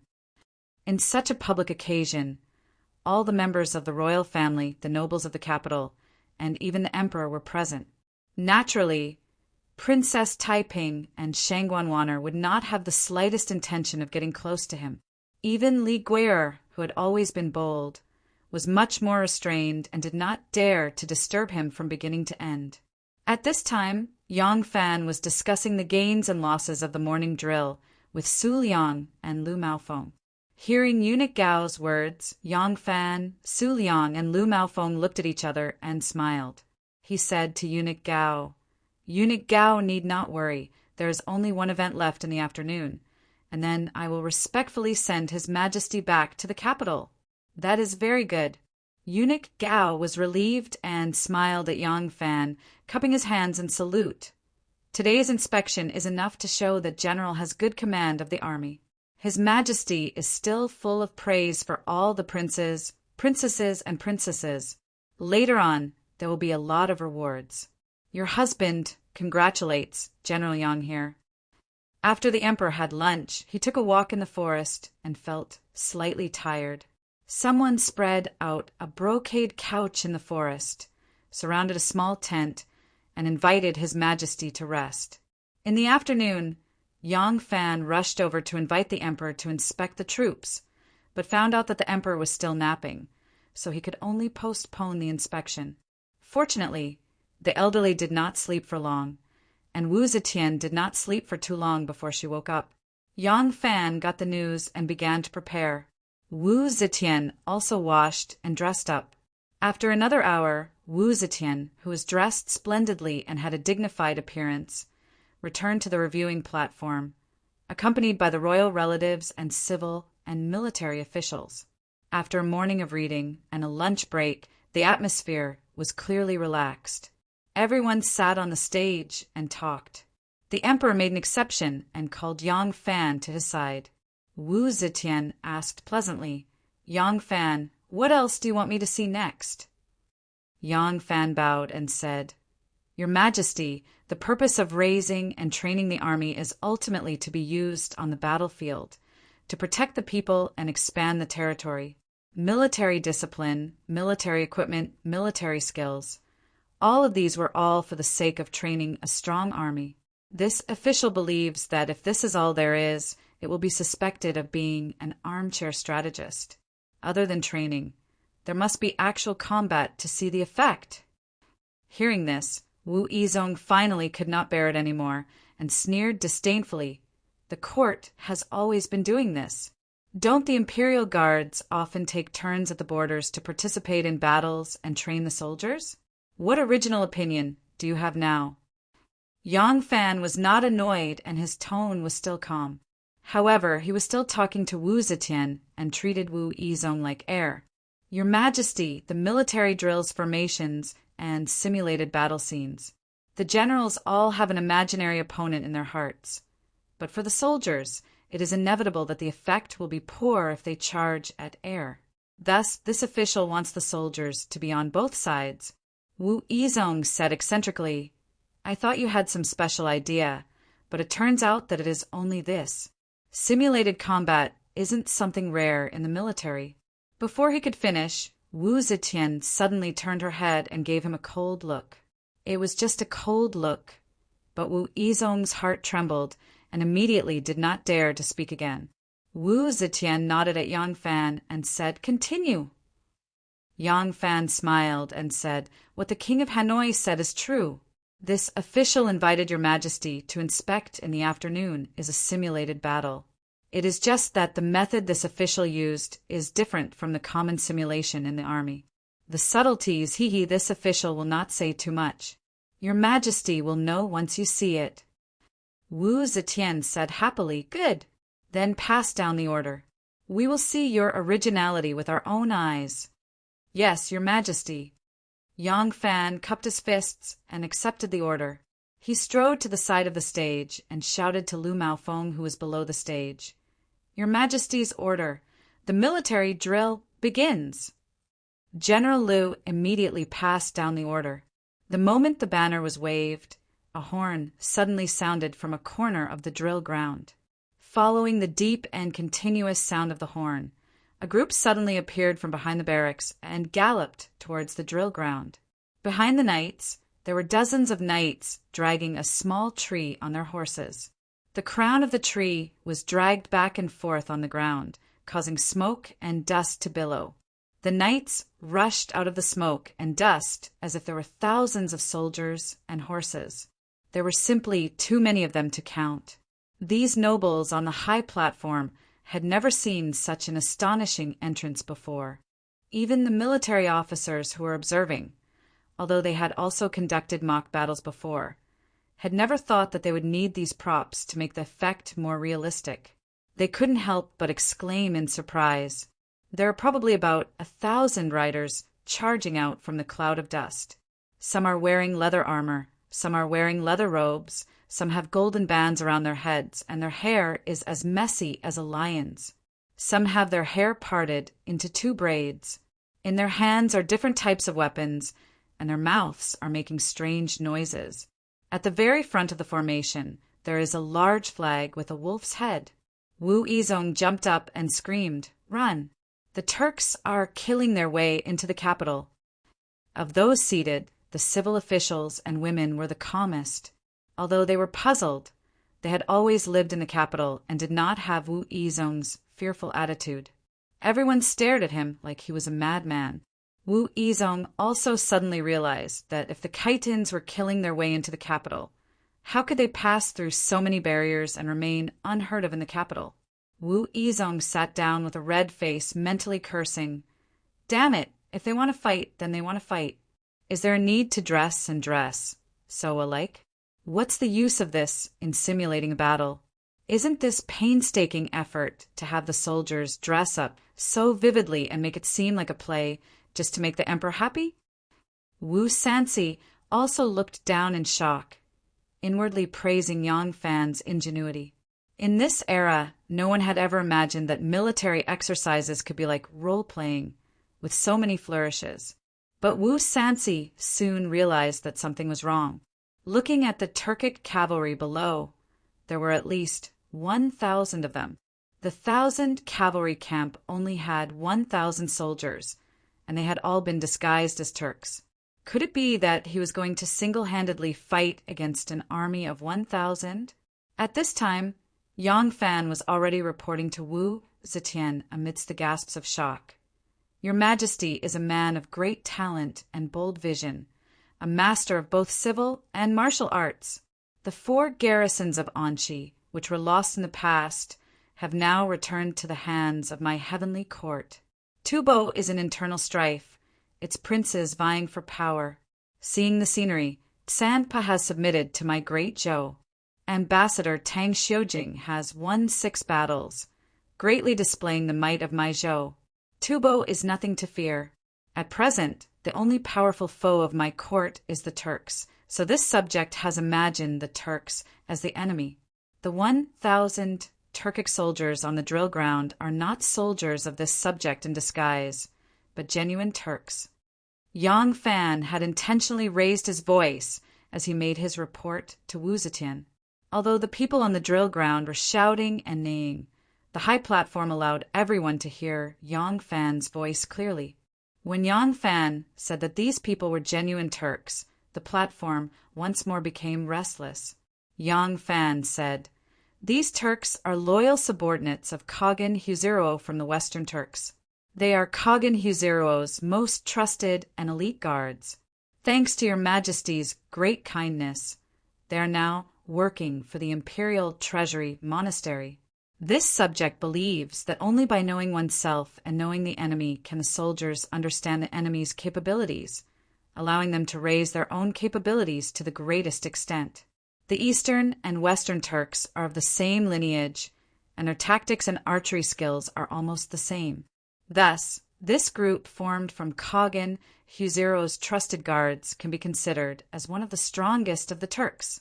Only by competing with this kind of army can we truly raise the fighting power of our army. Wu Zetian was enlightened. At this moment, on the other side of the drill ground, war drums thundered like thunder. Over 100 horns sounded in unison, instantly suppressing the arrogance of the Turkic cavalry. Soon after, a group of great Zhou cavalry with bright armor and fiery war banners surged out like a tide, pressing down on the Turkic cavalry. Looking down from the platform, one could see a black stream of iron and a gray stream of earth, sweeping across the entire drill ground. Amidst the cries of battle cries, they charged towards the enemy. There was still an arrow's distance between the two sides when the sky suddenly buzzed with a strange sound and a dense barrage of arrows flew into the sky. At this moment, the sun in the center of the drill ground visibly darkened.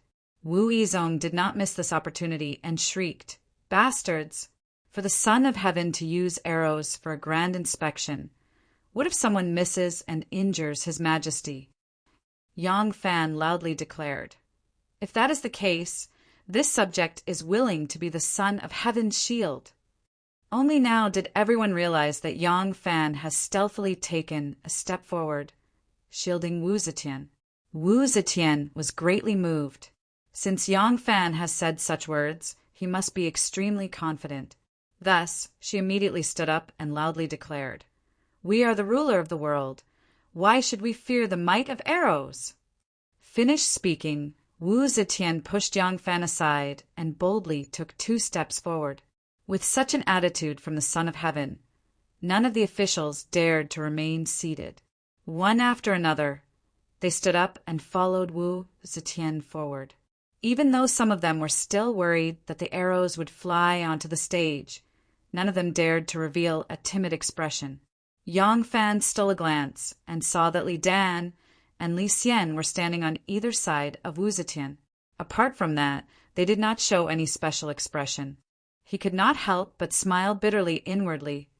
This is such a good opportunity, but I wonder if these 2 princes are used to being scolded by their usually unyielding mother and do not dare to make a decision on their own, or what. But they are actually not saying anything. Yang Fan hastily gave the Prince of Luling a meaningful glance, but the latter was too slow to understand. On the other hand, Li Gua, who was standing next to the Prince of Luling, saw Yang Fan's meaningful glance and immediately understood his intention. She hastily hid her hand in her sleeve and forcefully stabbed the Prince of Luling's waist. The Prince of Luling staggered and bumped into Wu Zetian. Li Gua immediately shouted, "Father sacrifices his life to protect mother. Daughter also sacrifices her life to protect father." Finished speaking. She puffed out the petite butt on her chest and heroically stood in front of the Prince of Luling. Chapter 867. The Prince of Luling staggered and couldn't help but feel annoyed. He was wondering who it was that had made such a faux pas and almost caused him to fall and make a fool of himself. He didn't expect his daughter to shout out such words. For a moment, he couldn't say that he was pushed out by someone else and could only imitate his daughter and puff out his chest. Wu Zetian was slightly surprised to see this, but she felt warmth in her heart. She patted her son's shoulder and said slowly, "Xian is doing very well. Gua, you are also doing very well. Don't worry, Yang Fan has always been cautious. How would he put us in danger?" At this moment, the sky was filled with arrows. The soldiers were either raising their horse shields or hiding in the stirrups. The speed of their charge was like a rolling tide, but it was not fake at all. As the arrows fell down and many people were hit, Yao Chang's heart immediately rose to his throat. It would be a tragedy if countless people were killed or injured in order to make His Majesty happy during the military drill. Just now, when he saw the two sides using real swords and spears and even using arrows, he had already realized this. However, it happened in a hurry, and he didn't even have time to reprimand Yang Fan. At this time, those who had been hit by arrows on both sides, as long as they were hit in a vital spot, suddenly sat up straight, changed from sprinting to walking slowly, and raised the weapons in their hands high up, indicating that they were going to withdraw from the battle.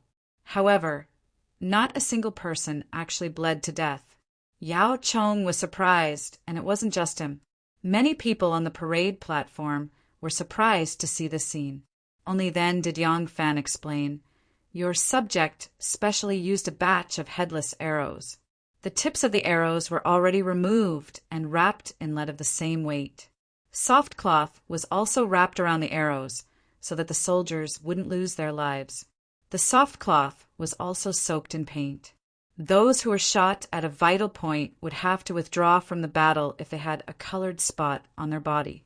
If there were any cheaters, the entire army would declare them to have lost, so no one dared to disobey." The crowd finally understood. Wu Yizong thought to himself, in order to gain my aunt's favor, he really put in a lot of effort to think of such a method. Yao Chong, on the other hand, was overjoyed and thought to himself, "Lead is soft and wrapped in a soft cloth. It won't harm people's lives, but it can greatly increase the effect of actual combat, especially for the new army. With this kind of close to actual combat experience, the new soldiers won't panic too much when they go into battle, resulting in more people losing their lives. This method is really not bad and can be widely used in the army. However, I don't know how much it costs to make these headless arrows and whether they can be reused. If it costs too much, then it can only be used during the emperor's military inspection and not during normal times." It was only now that Yang Fan had revealed the answer to the riddle. Thus, the Prince of Luling and Li Guer's display of filial piety for their father and mother was naturally a meritorious deed. Yang Fan continued, "The weapons are naturally tampered with, so they won't take the lives of the soldiers. But even if they are unarmed, it is inevitable that some people will be injured in the fight. This is unavoidable." Yang Fan continued, "The weapons are naturally tampered with, so that they won't take the lives of the soldiers. But even if they're unarmed, it's hard to avoid injuries." In an instant, the two armies had officially clashed. The Turks were accustomed to piercing and chiseling tactics, and the attacking Zhou army used a similar tactic. If they didn't make use of the advantage of the cavalry speed and instead tried to form a defensive formation, they would be at a disadvantage. Naturally, they wouldn't be used by either side. In an instant, the charging formation of both sides was cut into pieces by the opposing soldiers. The soldiers couldn't see their generals, and the generals couldn't see their soldiers. The flags, drums, and bugles had all lost their purpose. At this time, the individual strength of the soldiers and their usual training played an important role. But even at this time, the cooperation and tacit understanding between neighboring soldiers was very important. From the high platform, the two sides seemed to be fighting in a chaotic melee.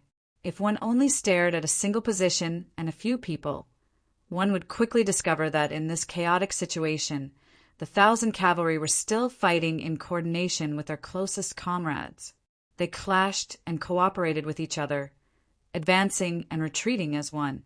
In these circumstances, those who relied solely on their individual strength had no future, other than falling off their horses and becoming fertilizer for the plains next spring. They were completely useless. Discipline and cooperation had always been the greatest battle theme of an army, and this was precisely the difference between an army and a pile of loose sand. At this moment, the two sides had already fallen into a chaotic melee. Without any arrows flying through the air, Wu Zetian walked to the front and surveyed the battlefield. Although this was just a drill, the soldiers on both sides were charging forward, raising their spears and brandishing their swords, bellowing, roaring, and shouting. Like fierce tigers, they clashed back and forth, making it impossible to tell that this was just a simulated battle. Standing at Wu Zetian's side, Yang Fan explained, "The desert is bitter and cold, and there are many brave and arrogant people who are difficult to tame. The soldiers of the Central Plains are trained in agriculture, but to the Turks, riding and archery are the greatest skills they can use to support their families. Practicing from a young age, they are naturally valiant. If we want to fight against such a powerful enemy, we must strictly organize and train, strengthen our discipline, and strengthen our ability to cooperate. We must play to our strengths and avoid our weaknesses. Through such hard training, how can our soldiers be inferior to the Turks who grew up riding and archery?" Wu Zetian nodded repeatedly as she listened. Looking around, her eyes gradually fell on two young generals. Unlike the majority of the soldiers, these two were dressed in bright light armor, and one had painstakingly painted his armor gold and the other silver. These two young generals, one gold and one silver, were both using spears. Killing their way through the thousands of soldiers, the spear in their hands was like a flood dragon, killing its way through. Unexpectedly, no one was a match for them in more than 3 rounds, and all the enemies that they faced were all knocked down from their horses. They were truly invincible and extraordinary. Wu Zetian squinted her eyes. The more she looked, the more delighted she was. Pointing to the two men, she said to Yang Fan, "Who are those two young generals wearing gold and silver armor? They are so brave." Yang Fan smiled and said, "Your Majesty, please look again. Your Majesty recognizes them." Wu Zetian strained her eyes to look, but due to the distance and the two young generals constantly charging and flashing through the army, she really could not see them clearly. At this time, Shanghai Wana suddenly exclaimed in surprise, "Sage, Wana thinks that the one wearing gold armor looks like Wulong, and the one wearing silver armor looks like Wulong." "Really?" Hearing this, Wu Zetian was both surprised and happy. She hurriedly took 2 more steps forward and put her hand on her head to look at the drill ground. Looking at the figures of the two men, she could vaguely see that they really did look like a pair of young lovers. At this time, everyone on the stage looked at the golden-armored general and the silver-armored general. Sure enough, they were Zhang Yizhi and Zhang Chongzong. Wu Zetian was immediately full of smiles. She had not seen the Zhang brothers appear until noon, so she thought that the 2 brothers did not wake up early and simply did not come to the drill ground. She did not expect that the 2 brothers would be so attentive.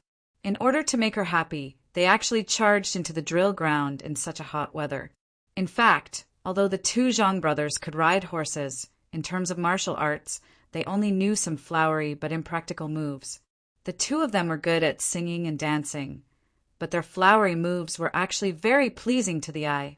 These two people, rather than saying that they knew martial arts, it would be better to say that they were good at dancing. But then again, the real kung fu used to kill people was a knife and a spear. It was simple and practical, but in the eyes of laymen, it really did not look good at all. What looked good was precisely this kind of flowery but impractical moves that had no practical value. The radiant armor that the two Zhang brothers were wearing was also not real. They could not wear it. Even if it was a full set of leather armor, although they could wear it, they would be exhausted after waving a few knives and spears on the battlefield. During the rehearsal, Yang Fan tested them several times and finally chose the light paper armor. Do not think that the paper armor was made of paper. It would be broken with one poke. In fact, paper armor was also one of the official equipment of the Tang army. The paper armor was light and flexible, so arrows could not easily penetrate it, although it was not as strong as leather armor and iron armor, and its protection in close combat was even lower. These two people were the real performers, who would dare to really use a knife and spear to fight against them. Such a set of paper armor, with gold and silver lacquer on the surface, and all kinds of patterns, was really dazzling and beautiful when worn. Yao Chong stroked his beard and smiled. He was an expert and naturally could see that the battle power of this 1,000 cavalry was indeed a notch higher than the Turkic cavalry. In this aspect, Yang Fan did not fake it. As for the Zhang brothers, Zhang Yiji and Zhang Changzong's flowery moves, it was obvious that they were trying to please the empress. However, with Yang Fan's actions, he took into account both the expert and the layman. There was no hindrance to either side, so Yao Chong only laughed it off. This mock battle was destined to end with the victory of the Zhou army. But the 1,000 elite cavalry was indeed stronger than the Turkic cavalry. There was no need to fake it. This kind of role-playing mock battle had already aroused Wu Zetian's interest. And with Zhang Yiji and Zhang Changzong's participation, Wu Zetian was even more delighted. After the mock battle ended, the two brothers Zhang Yiji and Zhang Changzong rode their horses to the parade platform. They dismounted and quickly walked up the stone steps. In front of Wu Zetian, they cupped their fists and said, "Zhang Yiji and Zhang Changzong greet Your Majesty." Although the two brothers were acting, but the weather was hot and they were acting seriously, so they were already sweating profusely. Normally, Wu Zetian would only see the two of them dressed like scholars and would often put on makeup. However, at this moment, they were dressed in military attire. Moreover, they were specially painted with gold and silver. As they stood there, they gave off a rarely seen, heroic aura. The more Wu Zetian looked at them, the more she liked them. She nodded repeatedly and said, "It is rare to see Wulong and Lulang put in so much effort and added so much color to my reading. I am very pleased. Because the two of you have worked so hard, I will confer Wulong the title of Qilin Platform Supervisor and Lulang the title of Imperial Servant Official." Zhang Yiji and Zhang Changzong were secretly delighted. There was indeed a reward. Zhang Yiji had the intention to use his reward to exchange for an imperial edict from the emperor to help his mother. But this matter could not be said in front of the emperor's relatives and the court officials. He had to return to the palace and pester Wu Zetian again, so he could only step forward and kneel on one knee with Zhang Changzong, thanking him for the conferment. Wu Zetian smiled and looked at Yang Fan again, saying, "Today I watched the battle. The 1,000 cavalry soldiers are as swift as the wind, as gentle as the forest, as fierce as the fire, as unmoving as the mountain. With strict military discipline, I am delighted. I only hate that my north and south 6 armies and 16 guards do not have such elite soldiers. Today I will add 1,000 cavalry guard Yang Fan as the investigating and punishing commissioner to help me control the imperial guards in the capital." Wu Yizong was startled and blurted out, "Your Majesty, subject does not think so." Chapter 868. Wu Zetian calmly glanced at Wu Yizong and calmly asked, "Why can't I?" Wu Yizong was speechless. He just instinctively did not want Yang Fan to have such great power. He never thought of a reason. But the emperor had already asked and asked in front of everyone. He could only say, "The 1,000 cavalrymen are the palace guards and have great responsibilities. If I take on an external post, I'm afraid I'll be distracted and miss something." Wu Zetian said, disapprovingly, and said, "The Jinwu guards are still responsible for patrolling, fighting fires, organizing and inspecting the armors, banning and arresting people. I appointed Yang Fan to be the inspector of rectifying misconduct. He is responsible for patrolling, pacifying and dealing with people, not dividing the 1,000 cavalrymen to patrol the 9 cities. Your worries are unreasonable." Wu Zetian did not wait for Wu Yizong to speak. She waved her sleeve and said, "I have made up my mind. There is no need to say anything more. I am tired and will return to the palace now. Wanner will draft an edict later. All the participating soldiers will be rewarded. All the rewards will be decided by Wanner and Wu Yi." Rewarding the soldiers of the 1,000 cavalrymen did not go through the Political Affairs Hall or the Ministry of War. As long as Shanghai Wanner and Wu Yi agreed, it was the difference between the North and the South. This was her private army. How could she allow the Political Affairs Hall and the Ministry of War to interfere? Whether it was giving favors or pressuring, the South would inevitably have an opportunity. Eunuch Gao saw that Wu Zetian had missed a procedure and quickly tiptoed 2 steps forward and whispered something in her ear. Wu Zetian suddenly understood and issued another edict. "Announce my oral edict.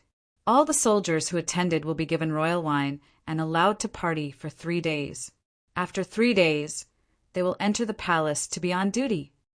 When Wu Yizong objected, Yang Fan only needed to bow and say, "Accept the edict."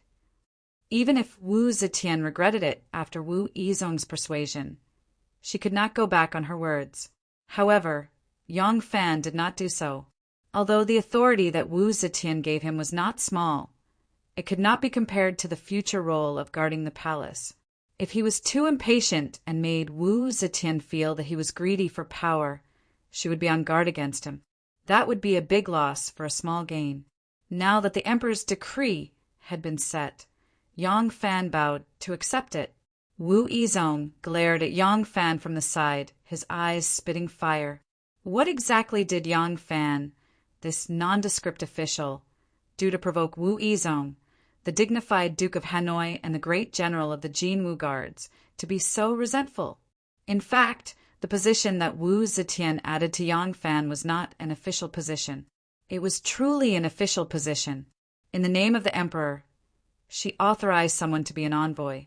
It was a temporary status given, and it was not an official position that existed in the official system, such as a minister, assistant minister, minister counselor, etc. But in the officialdom of the Tang dynasty, being an envoy was more important than being an official. Although an errand is of a temporary nature and is not part of the official system, if there is a conflict between the authority of the official and that of the official, the opinion of the person receiving the errand shall prevail. The most famous official position was the imperial envoy. There was more than one kind of imperial envoy, and the official positions were initially short-term. For example, Yang Fan went to the southern frontier to appease the anger of the barbarians. But because the affairs of the state were getting more and more complicated, some official positions could not be completed in a month or 2, or even a year or 2. Sometimes they even had to sit down and be fixed in charge of a place or matter. The guards of the southern and northern yamas were responsible for the security of the capital. They were in charge of a lot of things such as night patrol, firefighting, investigation, protection, prohibition, guard, inspection, access control, trial of cases, imprisonment of criminals, etc. The word investigation could cover all the matters they were in charge of within the scope of inspection. It was fine if it was just inspection, but the problem was that there was also the word disposal behind it. Yang Fan could directly deal with the problems he discovered. With this power, he could coerce the guards. This coercion did not mean that he could mobilize the guards. Except for the emperor, no one had this power. Unless someone wanted to rebel, they did not need this power. The officials only needed the ability to influence and control others under the system. Yang Fan, who had the right to find fault and disposal of the guards of the imperial army, now had this ability. To Wu Yizong, who wanted to suppress Yang Fan and show him his power, this was undoubtedly a blow to the head. What made him most depressed was that among the guards of the capital, the guards of Jin Wu had the heaviest responsibility and had the most tasks. The so-called guards of Jin Wu, such as patrolling the police, the beacon, the roads, the water, and the grass, might curtain the old carpet for the sick. Hunters, shepherds, attendants of the grand court conference. Yang Fan also took up the post of investigation and disposal of misconduct, which was equivalent to adding a restraint on Wu Yizong. In the future, he would lead people to do things, and Yang Fan would specially lead people to find fault with him. What right did he have to find trouble with Inspector Yang? It could only be Yang Fan who found trouble with him. Wu Yizong's anger was uncontrollable as he stood on the high platform. Beside him, the relatives of the imperial family, nobles, and officials walked past him. When Wu Sanxi came to his side, Wu Yizong gently pulled his sleeve and said in a low voice, "Let's go." Wu Yizong swung his sleeve and said angrily, "It's just a big inspection. Why did I give him such a promotion? Who told him to take advantage of me and ride on my head?" Wu Sanxi snorted and said, "Is there a need to ask? Aunt must already know that you've been causing trouble for Yang Fan over and over again. This is a warning to you, and also a consolation to Yang Fan. Otherwise, you made him an outsider and a mere secondary class, 4th rank lieutenant general. How can he compete with you, the left general of Jin Wu and the current king of Hanoi?" Wu Yizong was even angrier. "Anne is so protective of an outsider. In terms of loyalty to Aunt, is there anyone more loyal than our Wu clan's own people? You still don't understand after this point." Wu Sanxi hated his stupidity. He originally wanted to say something, but he could not be bothered. He swung his sleeve and left the stage. Is there a need to ask? By Isho of the Imperial Servant Temple was Zhang Yiji's man. By Isho provided Yang Fan with first-class horses. Yang Fan had attended Heir Zhang's banquet. Today, he let Heir Zhang wear armor and put on a robe. He put on such a show of defeating the Turks to please the emperor. With all these, how could he not see the close relationship between Yang Fan and Heir Zhang? Aunt may not be so biased towards Yang Fan, but she would be biased towards Heir Zhang. In this matter, it was obvious that Heir Zhang had put in a good word for Yang Fan in front of the emperor. Today, the big inspection had made Aunt very happy, so she took the opportunity to give Yang Fan a title.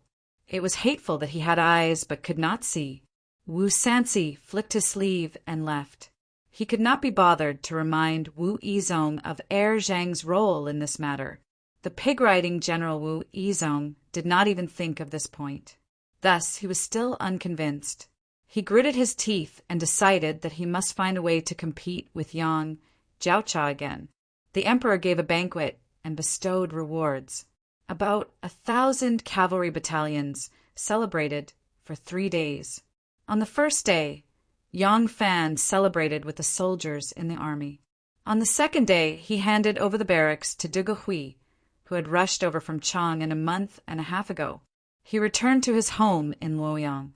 Ma Qiao, Su Liang, Li Dayan, and the other generals whose families were in Luoyang also returned home to reunite with their families. They had not returned home for the past 2 months. Xiao Man and Anu were naturally happy that Yang Fan had returned home. On the afternoon of the third day, because Yang Fan was going to lead the troops to the palace on duty tomorrow, he had to return to the barracks.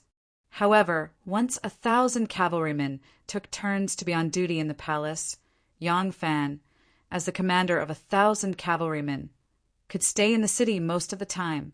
Moreover, he also had the title of investigating misconduct and dealing with corruption, so it was even more justifiable.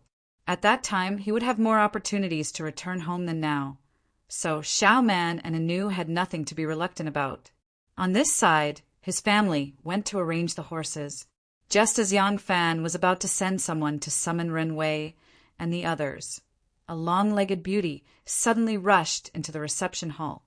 It was Gu Zhuting, Gu Zhuting was dressed in a thin and soft yen Ju casual dress. Her chest, waist, and thighs were full and graceful. There was an indescribable charm to her. Her chest rose and fell rapidly. Her two firm breasts rose and fell, creating a beautiful wave of breasts. It was as if she had just come back from a run along Ding Ding Street. Her waist-length hair was black and glossy like a piece of satin. There were some sparkling water droplets at the ends. It could be seen that she was combing her hair. For some reason, she ran over. Her cheeks were flushed, and she looked extremely excited. Xiaoman and Anu were stunned when they saw this, and Anu hurriedly asked, "Master Gu, what happened?" Seeing Gu Zhuting behaving so rudely, Yang Fan felt very strange in his heart. But after thinking for a bit, he immediately understood and asked, "Your family has arrived?" "Alang, yes." Gu Zhuting excitedly ran in. She was just about to call Alang when Yang Fan already asked her. Gu Zhuting shut her mouth and nodded her head vigorously. Yang Fan said cheerfully, "I'll go see them." Xiaoman and Anu already knew that Gu Zhuting's family had been handed over to Yang Fan by old Master Cui of Qinghe. Hearing these words, they immediately understood. Seeing that Gu Zhuting was about to leave with Yang Fan, Xiaoman quickly said, "Miss Gu, please invite the women to the back residence to meet us. I'll arrange a place for them now." Gu Zhuting gratefully bowed to her. "Thank you, First Lady." There were many people in the Gu family. Yang Fan did not meet them in the study.